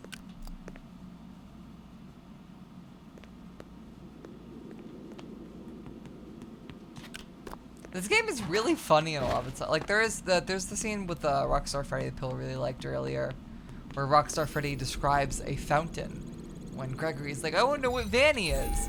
There's a lot of cute shit like this. This game is FNAF genuinely has a really good sense of humor sometimes.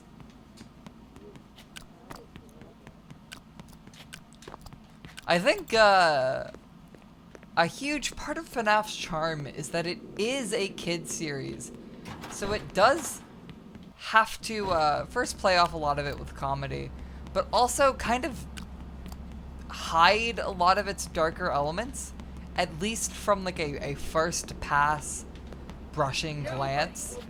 Like if you go through those fucking books are in the Scholastic catalogs, and those books have like, they describe the crunching of bones, but it's because they fucking work their way into them, you know? Like fucking William Afton and Springtrap as a concept is deeply horrifying. A child murderer that is fucking trapped inside of an animatronic body that closes in on him like a torture machine is shit that you would not see in any other horror franchise for children.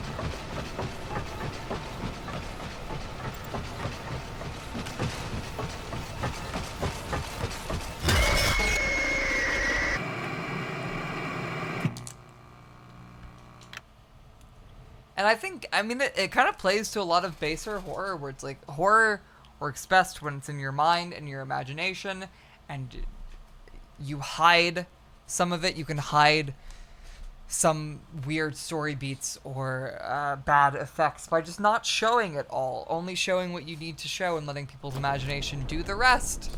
That's like one of the main tenets of good horror.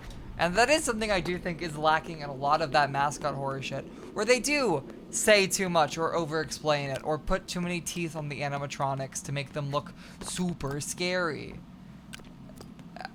I think the huge part of the charm of the first FNAF game is that the animatronics look like animatronics. They look like something that you could have seen in a Showbiz Pizza or a Chuck E. Cheese. And I think a lot of the later games don't have that sauce. You can. And they play more into certain furry subsets of design, which I don't think is a bad thing. Or they play more into the horror ideas, like the Nightmare animatronics, which I do think is a bad thing. But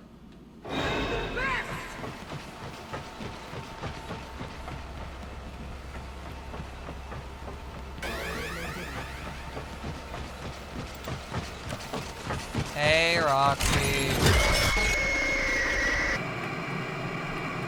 But yeah, I think playing to the imagination is what makes a lot of good horror. Again, it's what I said earlier, where I think the summary is a lot scarier for a lot of stories than the actual story. Especially like SCPs or creepypasta. Because a lot of those creepypasta are being written by young adults or children or people that aren't really experienced at writing. So they don't really write something good.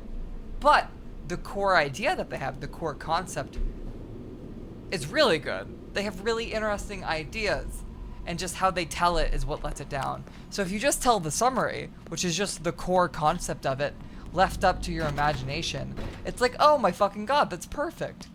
I think a lot of horror benefits from not just being subtle, but being kind of brief and terse with what it does and says.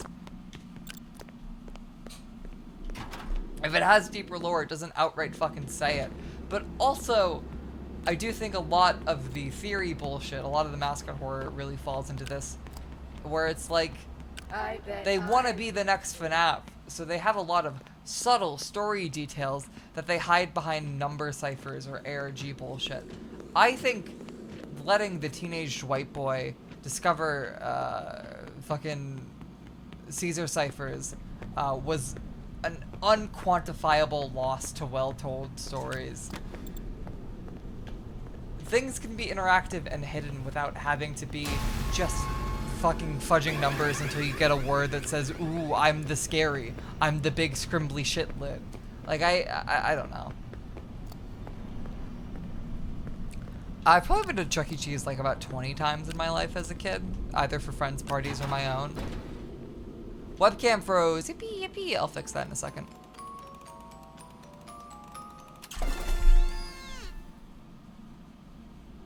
I am glad that we just got the L-Chip guy, because L-Chip is based off of Chip and Sons, which is Scott's first game. We also have Fuckboy Foxy. Look at him. Look at that little cute boy.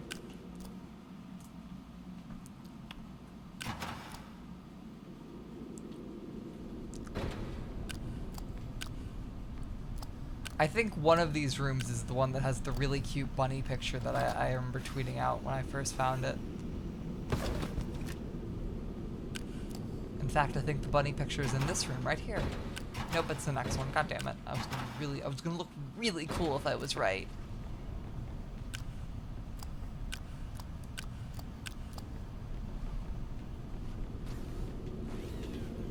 In fact, I think the bunny picture is in this room.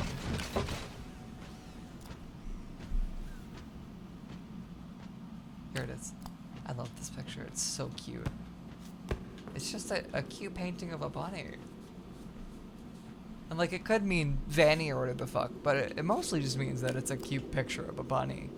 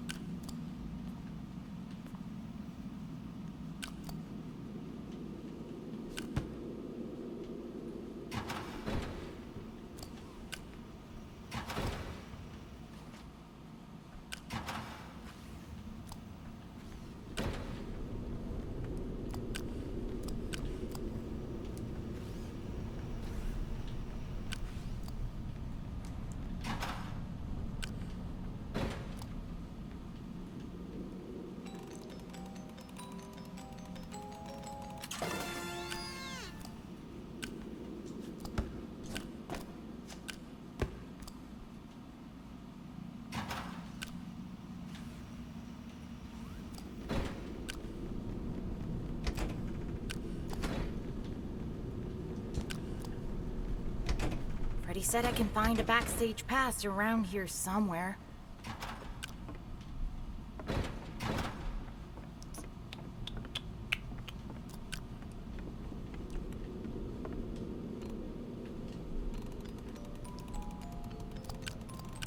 I think I wanted to play Help Wanted on stream, but I just never got around to it. But you know, I really like Help Wanted. I've never beat it or gotten far in it because it is FNAF, but in VR, and that's really scary. That's really, really scary. But also, I have a VR headset, but it just doesn't work because I currently don't have a working power cable for it. And Valve stopped selling Valve Index Power Bricks, and iFixit stopped selling Valve Index Power Bricks. And third-party ones are like $40, $50, and that is not money I have to splurge on VR.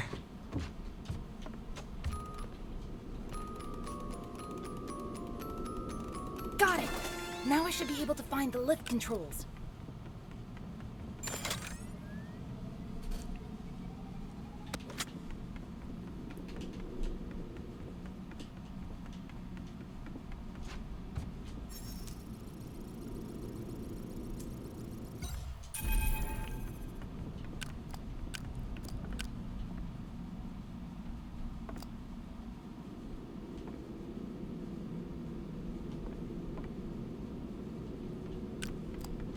do find this room very cute. I do like the idea of like an animatronic filming room where they record them for their little music videos and shit.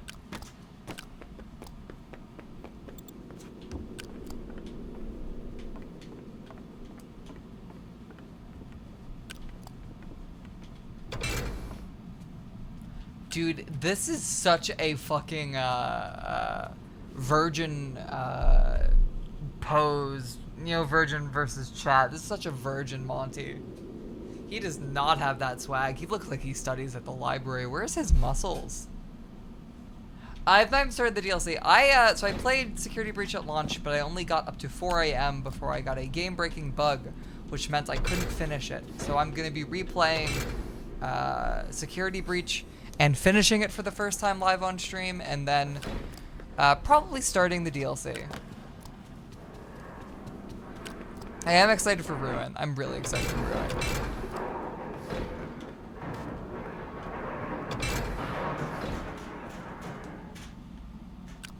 You know, I got literally soft locked when I was playing Security Breach. The game saved me inside of Rockstar Freddy, but I couldn't leave Rockstar Freddy. It didn't let me leave him, meaning the only way I could leave was by dying. And by dying means I couldn't finish the video game. It was like a genuine, actual soft lock, which really, really, really sucked because I was really enjoying Security Breach. But also, I pirated the game at launch, so it's a two-way street. It's kind of maybe my fault. But also, the game did ship broken. There's something else in here. What's this? It looks old. Gregory? What did you do? Something happened. I can communicate again. I think you fixed my signal. Thank you. I can see you on the monitor. I didn't think you could stand up. Consider it a second wind. Freddy, I see Roxy and Monty on the cameras. They're both coming to the office. Do not let them in. The security doors are equipped with electrical deterrents. If you see them banging on the doors, hit the appropriate button. The shock should stun them. Okay, but how do I get out of here? Do you see the large vent in the floor? You are probably standing right on top of it. If I can reach the room under you, dude, I love this flag. I should be able to force it open and let you out. All the doors appear to be on lockdown. Look for me on the monitors. If you see me waving, push the button. Okay, I'm gonna see if turning anything down will help it. I don't think it will, because it didn't last time I played this game.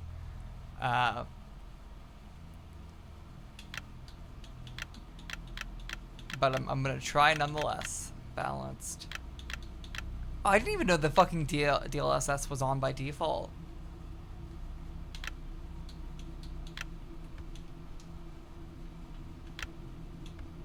Nope.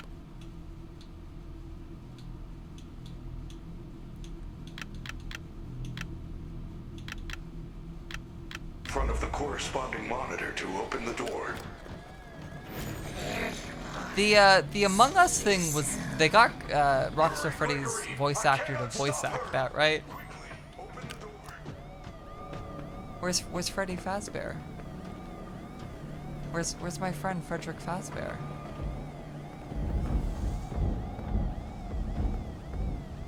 Where's Freddy? I shocked the wrong door.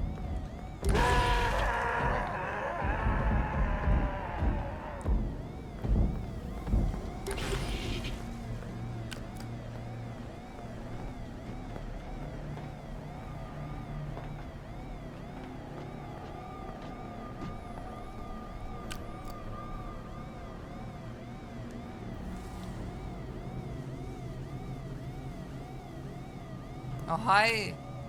Hey. What's good? You doing good, Freddy? Oh, you wanted me to do that. Okay, there we go.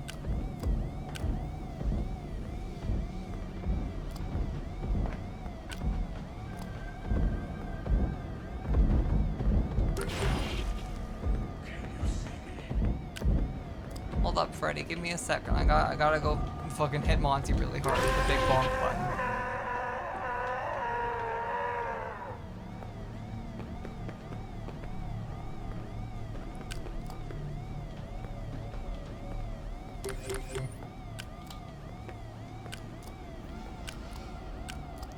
That did sound like the Halo 2 Elite sound, yeah.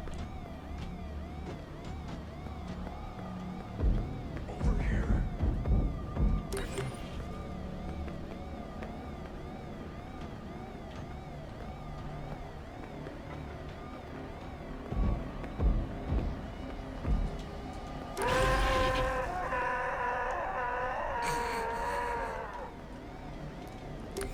Dude, they got him tortured in the sound booth right there. I think my favorite animatronic I said earlier was Springtrap, but that's also lame. I just find his design really cute. He's so cool.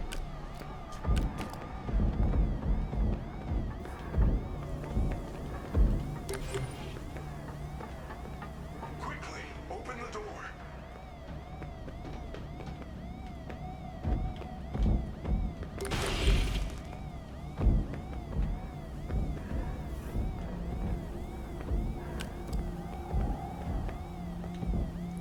Where's Frederick? Frederick, where are you? I think Mangle's really cute. I love Mangle. I don't think there's any animatronics that I like dislike, you know? I think they're all generally pretty fucking good.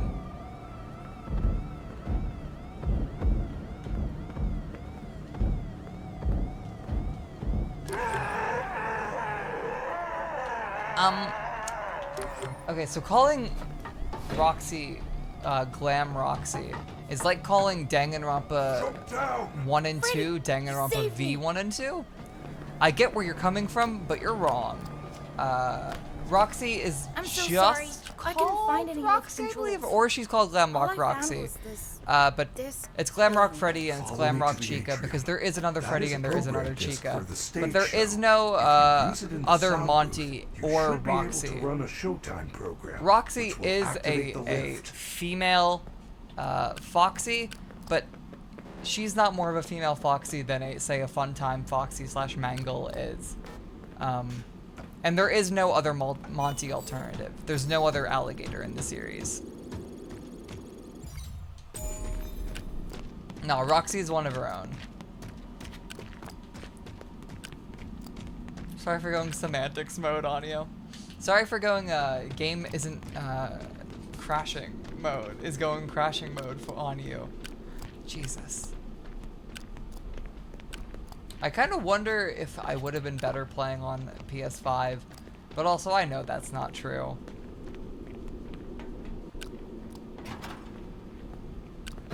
Yeah. Roxy's a wolf. Mangle is canonically genderless, I believe. I think the official pronouns that Scott Cawthon uses for that animatronic is no joke, both he and she, not they, just he and she, which is fucking insanely woke for one Scott Cawthon. I think Funtime Foxy, though, is female. I mean, they're all fucking robots. But I think Funtime Foxy is female.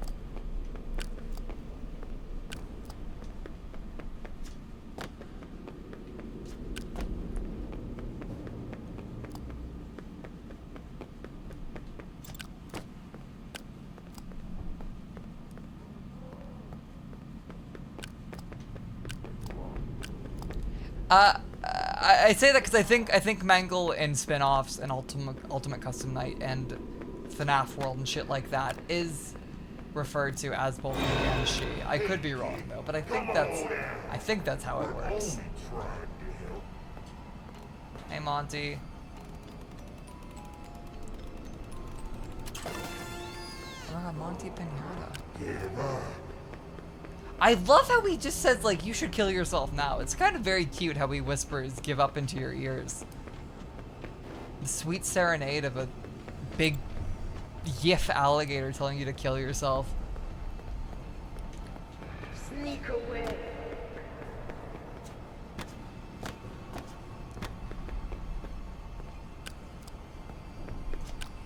I don't think we're going Gigamonty mode just yet.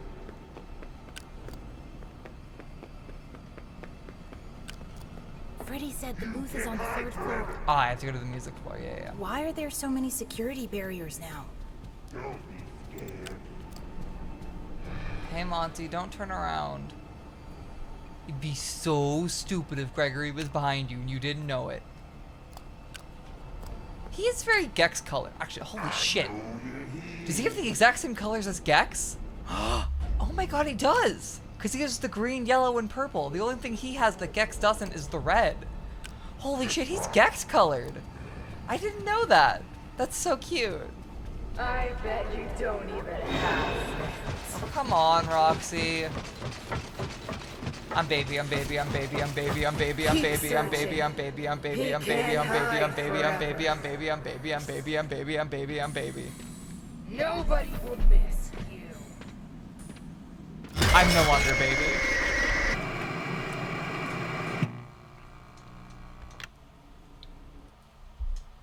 I thought it worked for a second, I really did.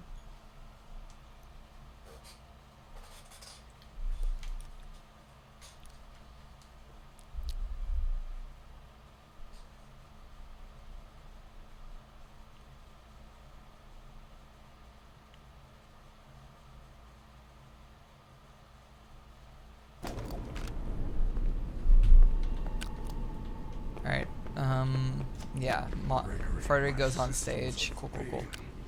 Go to the sound booth on the 3rd floor balcony. Run the performance program. Yeah, I am excited. I hope Ruin, I mean, I'm talking like it's not out yet, but it is out. Any of my questions can be answered by me just tabbing over and playing it right now, but I want to finish the game first, even though I've seen the ending online. I do hope Ruin kind of smooths over a lot of the Steel Wool lore issues that have already kind of set in. The Steel Wool games, I guess it's very easy to say that the Scott Cawthon Click Team games are kind of simple now that they've been mostly solved. Because like when you were living them in the moment, those games were fucking confusing as shit. Those games didn't even have a semblance of explanation in them until Scott Cawthon decided to wake up behind the wheel and put William Afton into FNAF 3. Or put Springtrap into FNAF 3.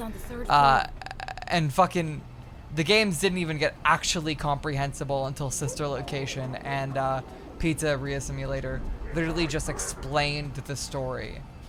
But also, the Steel Wool games have been, at least from what I've seen and played, a lot more just kind of vague and wishy-washy about what's going on with them.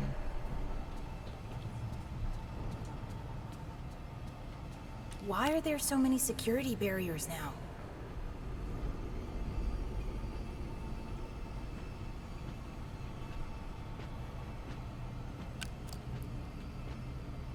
I bet you don't even have friends.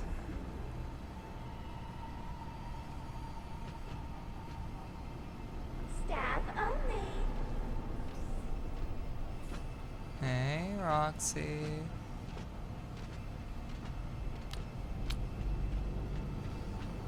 I heard that. So basically, easy game for babies.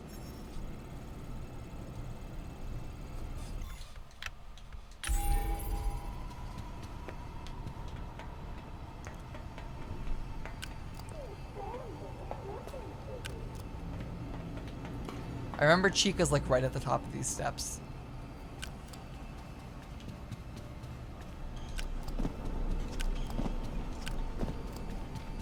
Gregory. Yeah, she's right there. I bet I'm your favorite. I'm glad that Chica's slow, because it means that you can kind of just run a... I almost just said run a train on her. But I meant like, you can make a train in the Call of Duty Zombies context, which means that you get a few crawlers and you designate one person to have the enemies follow you.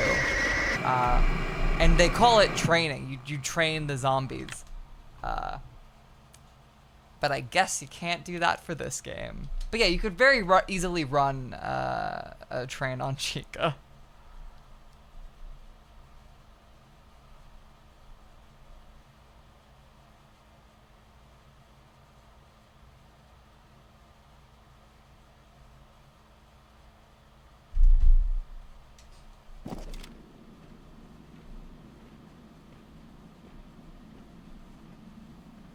Are you hungry?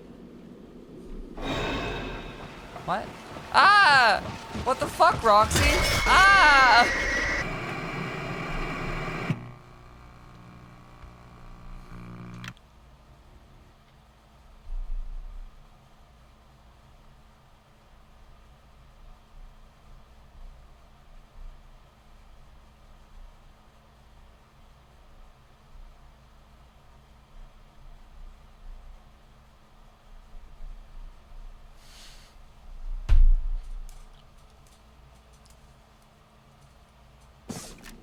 Oh my god, I didn't even notice that my fucking... why did no one tell me that you could see my... that my green screen wasn't working fully? Oh boy.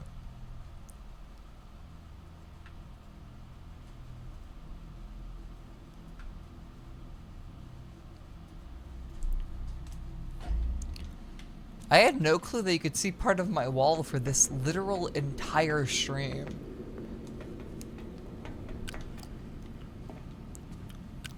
I bet you don't even have. There's just a massive slip of the game taken out. Oh, god damn it. I didn't notice because of the OBS barrier, so I'm glad you guys were so enchanted by FNAF that you didn't notice the massive bit of wall jutting out in the middle of the stream. Gosh, I love how fucking ugly Cupcake is in this game. That should do it. I hope Freddy's okay. I should get back to the stage right away. Dude, I love this song. It was used as one of the main promo songs, if I remember correctly. Because I remember the first trailer of Security Breach coming out, back when everyone thought the game was still going to be called Pizzaplex, and everyone being like, because it was like a huge, massive 3D fucking FNAF game. And again, for a game series that has been exclusively point-and-click Team Studio games up until this point, that is a fucking massive jump, you know?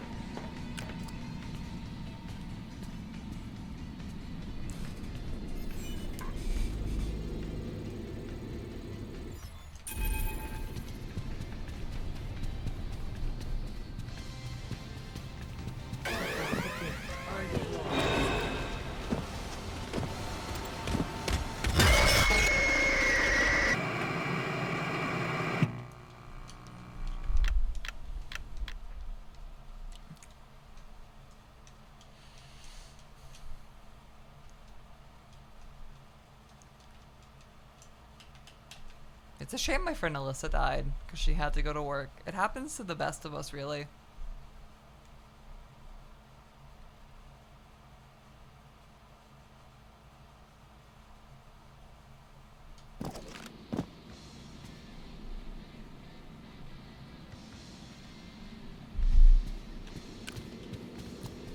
Hey Gino, why did you just retweet the Brian Griffin bring him back to Family Guy tweet?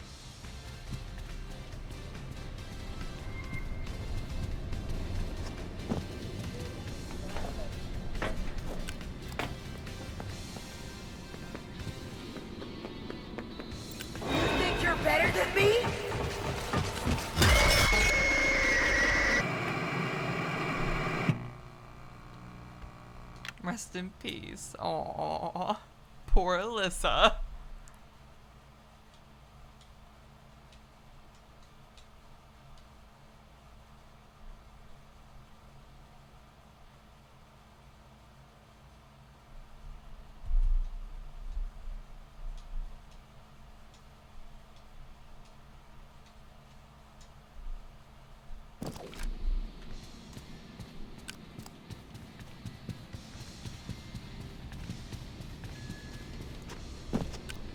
Alyssa, if you, sorry, Hazel, if you killed your wife, you would have to admit it in this Twitch chat.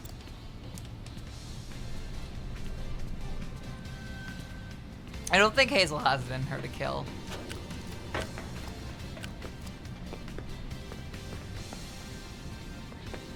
Are you lost?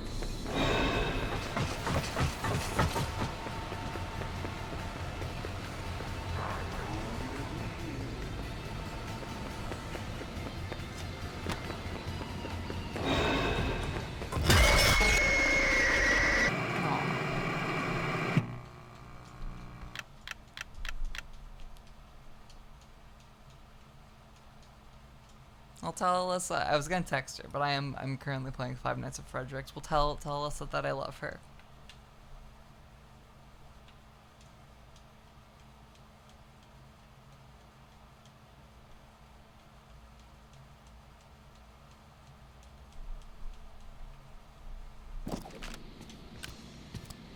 I am very glad that you got to pop in for FNAF, even if it was for 30 minutes, because we finally finally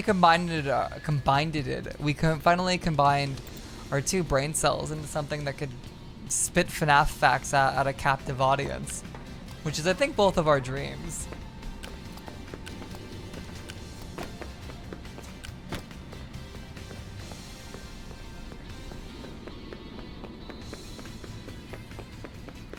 You can't hide forever.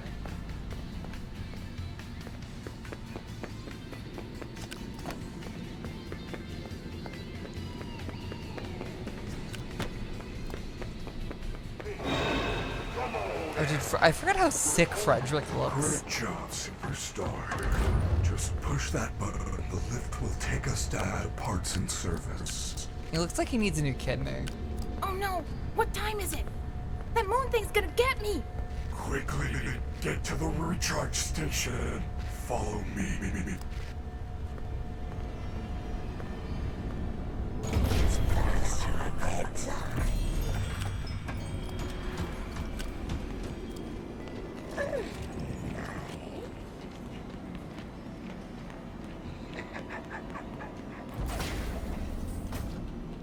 Oh, this game is so laggy. Jesus Christ, did the stream crash?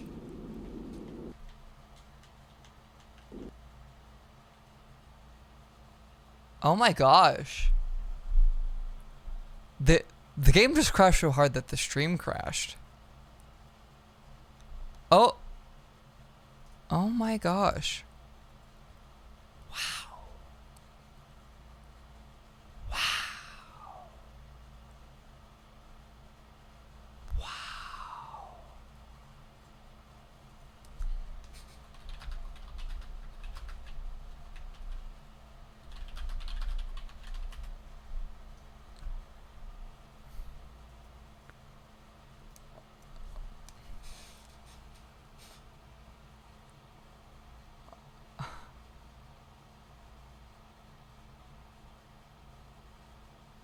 Why, hello, and welcome back to Five Nights at Fredricks.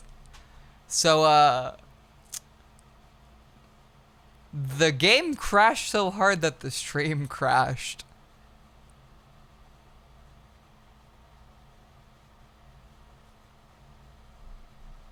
So cute.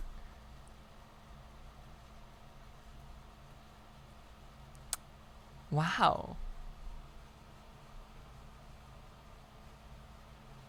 Video games moment. Oh my god, no one even told me that the other side of my webcam is on stream. Why did no one tell me that there's little glimpses of fucking webcam out on the thing? Oh my god. Oh, that's gonna annoy the fuck out of me.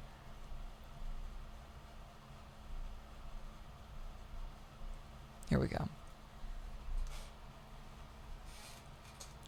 So Five Nights at Freddy's. This might not be where I want to be. But you know where I do want to be? I want to be serving you this top of the hour ad break. I'm so sorry. The stream crash means that our ads have been reset.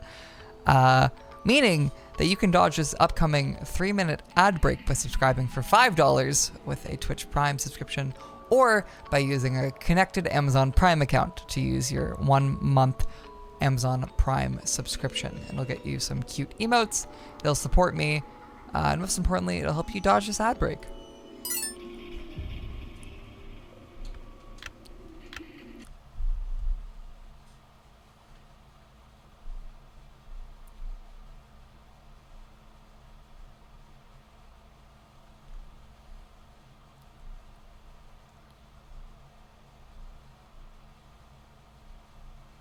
Luckily, the VOD didn't get eaten, just the stream.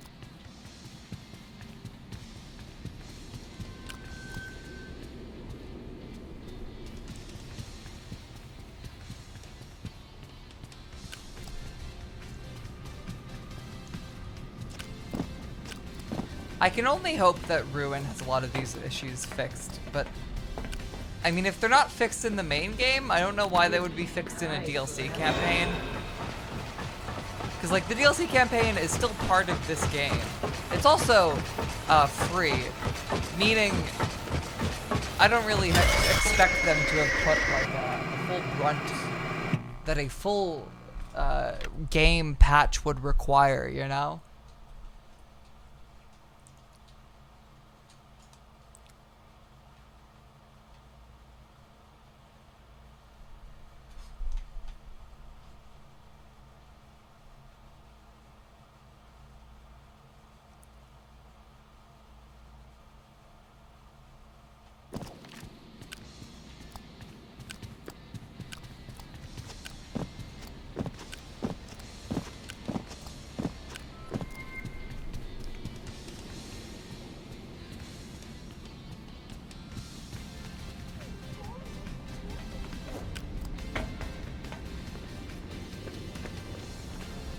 I bet you don't even have.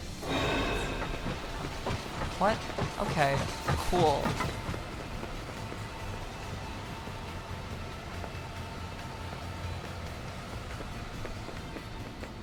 I love the way that this video game is programmed real well.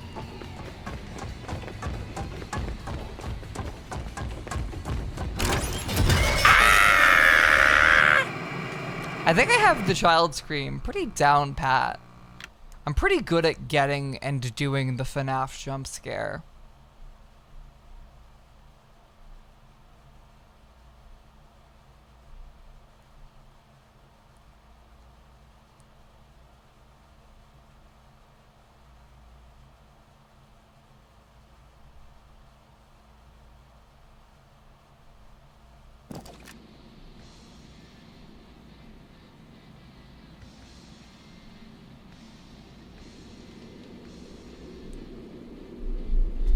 We are live. Yes, we are live. I did have to immediately send the stream into an ad break, which sucked, but that's the way it is. It's very cool that the game fucking crashed the stream. Are you hungry?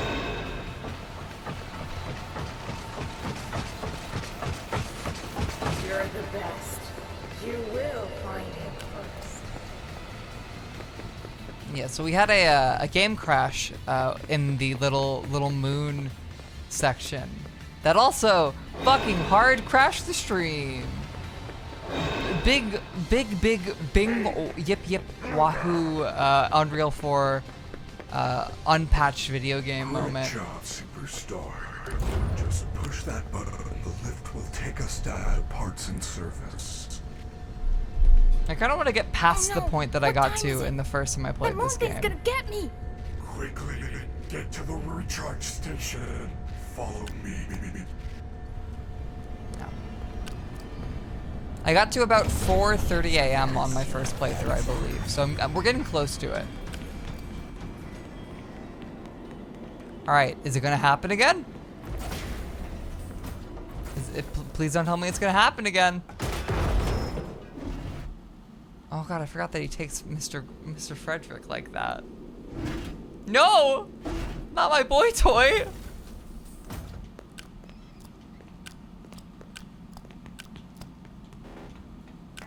Freddy! Can you hear me? Freddy's in there. I have to get him out. Ah! Please take this map. Take a map. Thank you. Please enjoy. I hate that thing! It's a map of the utility tunnels. It looks like there's a security office nearby. If I can find another security badge, I can get into parts and service.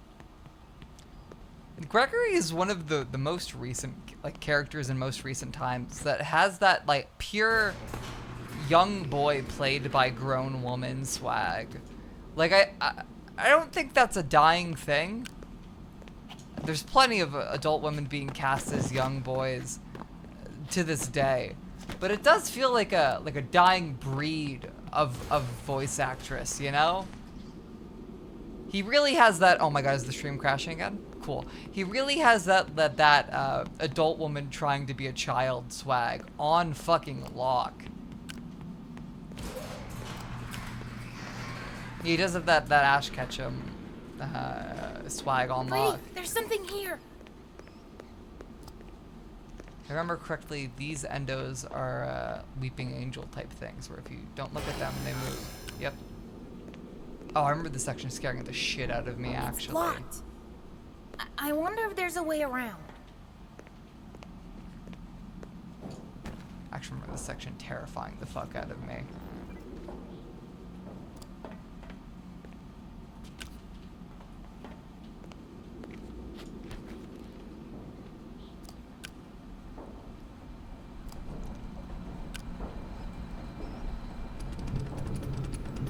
Not again. Oh no, it's the music man. Everyone's favorite character.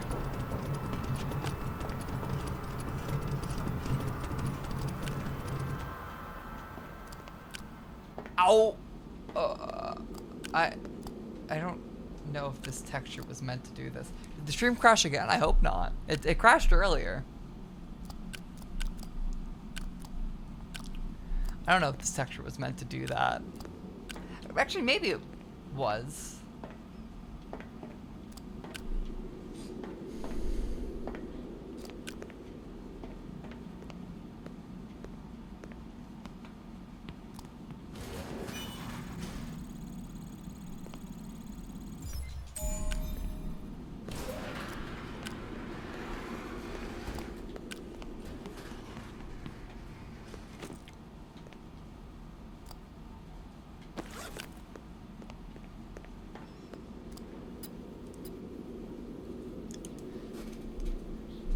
Someone broke into the Rockstar Row display case and stole the wind-up Music Man prototypes.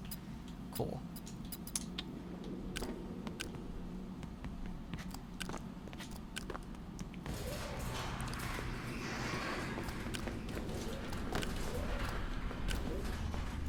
Yeah, here it is. I remember this fucking hallway of bare endos scared the shit out of me. It's like one of the really, really good pieces of horror in this game.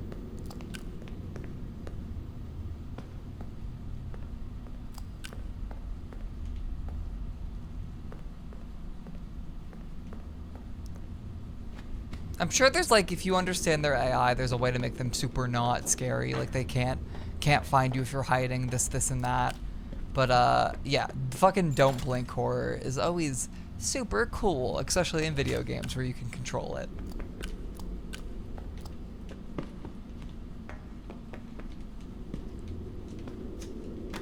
Hey, that wall just moved.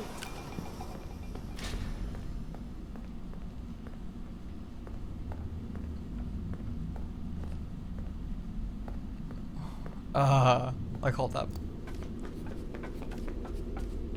Yeah. The way that they move so fucking speedily is what really fucks me up.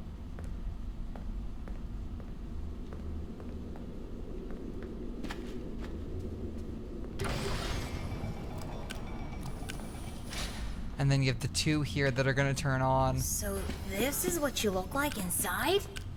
Creepy. I like you better with your shell on. Ugh. Okay. Ah, God. Fuck.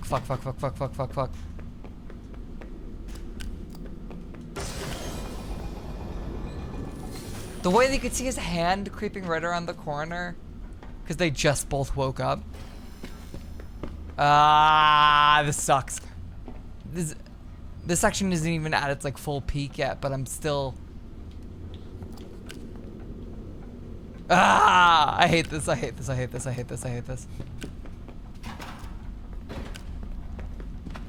Fuck.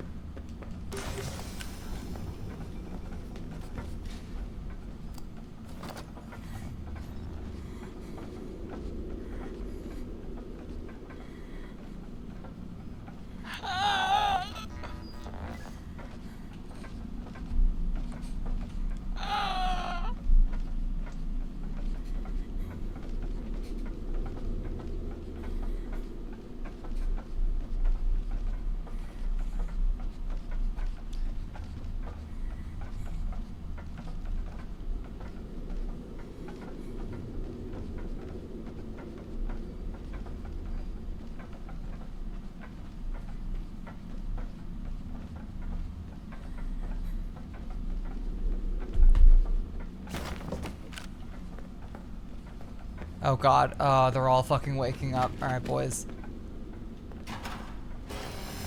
Ah! Okay, let me out, let me out, let me out, let me out.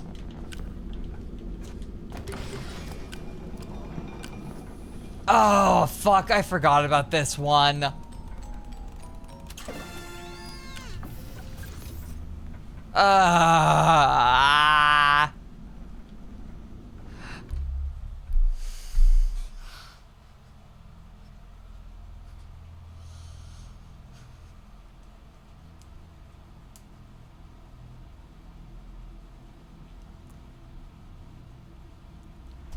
But, like, this is the shit that I think really cooking with this game. Where it just fucking immediately...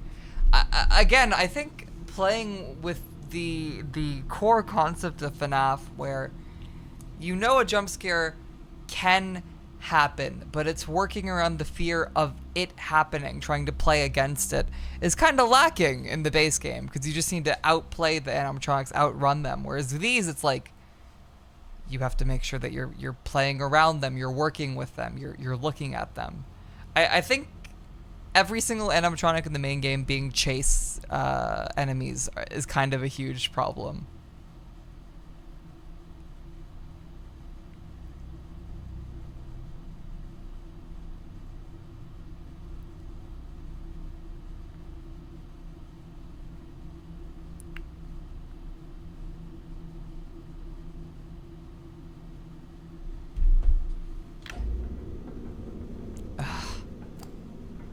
Ah!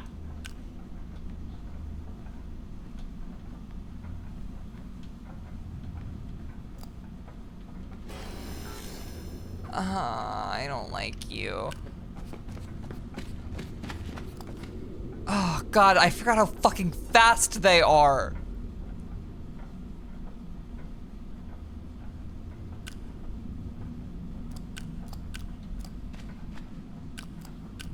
And there are going to be certain corners that you turn that they cannot...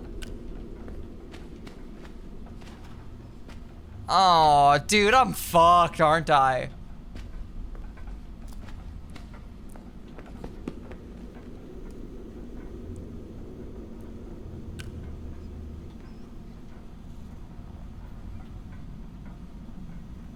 Where'd he go? Where did he go? Where did he go? There'd he go.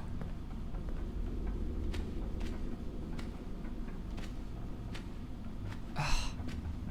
The fucking sounds and vibrations of all the other endos. Ah!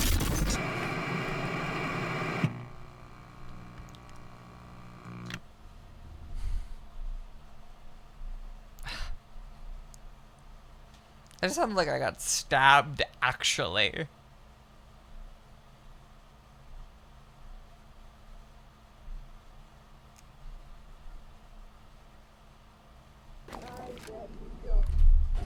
Wait, how fucking far back did this just put me? Oh, come on. Alright, well I can speedrun raw dog this.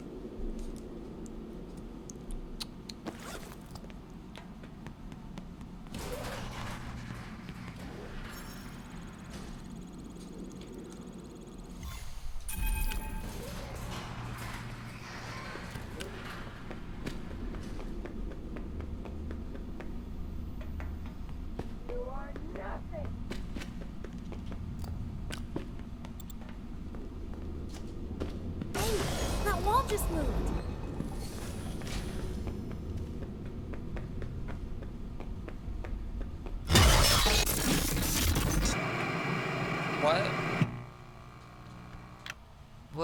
What did I do? What did I do wrong?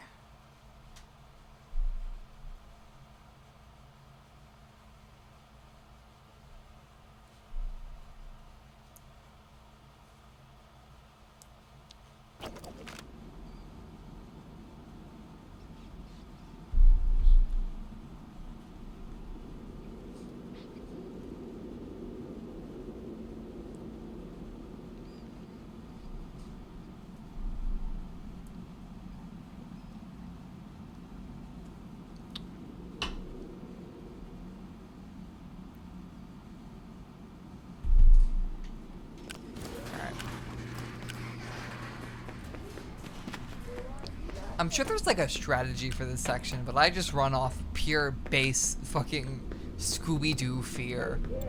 Come on out. We're only trying to help. I don't know how to be anything but scared. Hey, that wall just moved.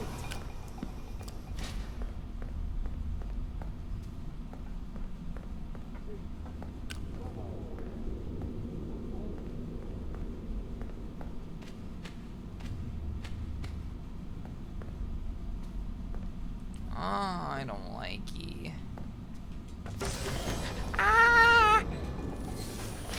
So this is what you look like inside? Creepy. I like you better with your shovel.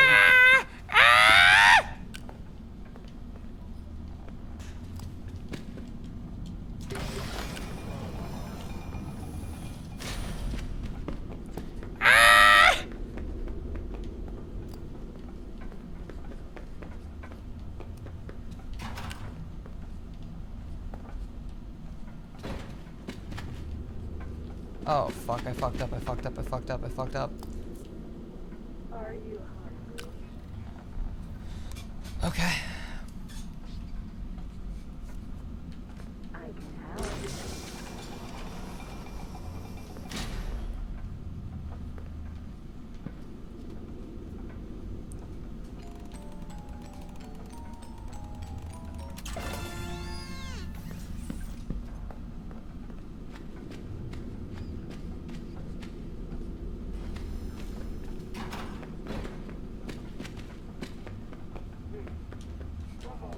Scary freaks!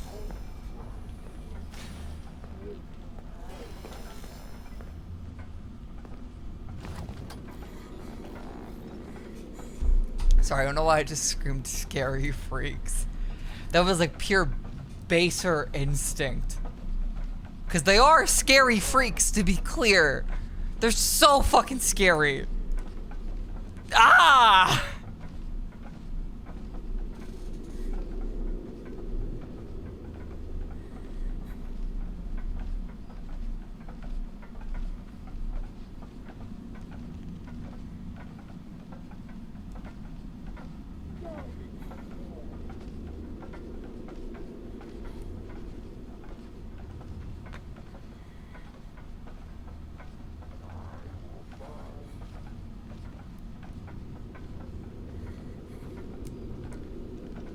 I think the shell is flesh, not clothes. Because they're programmed to be certain animatronics. Are you lost? Like you program the endoskeleton to be a Freddy Fuckbear, and then you put the Freddy Fuckbear shell on him. It's not like he's wearing the Freddy Fuckbear outfit, you know? Like they're different personality things. These are just bare endos that haven't been programmed to be anything. As far as I understand it. Did the game just crash again?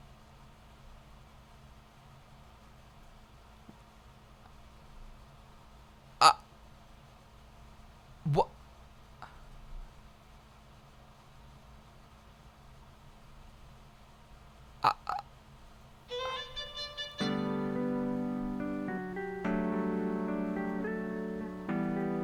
I can't fucking believe it.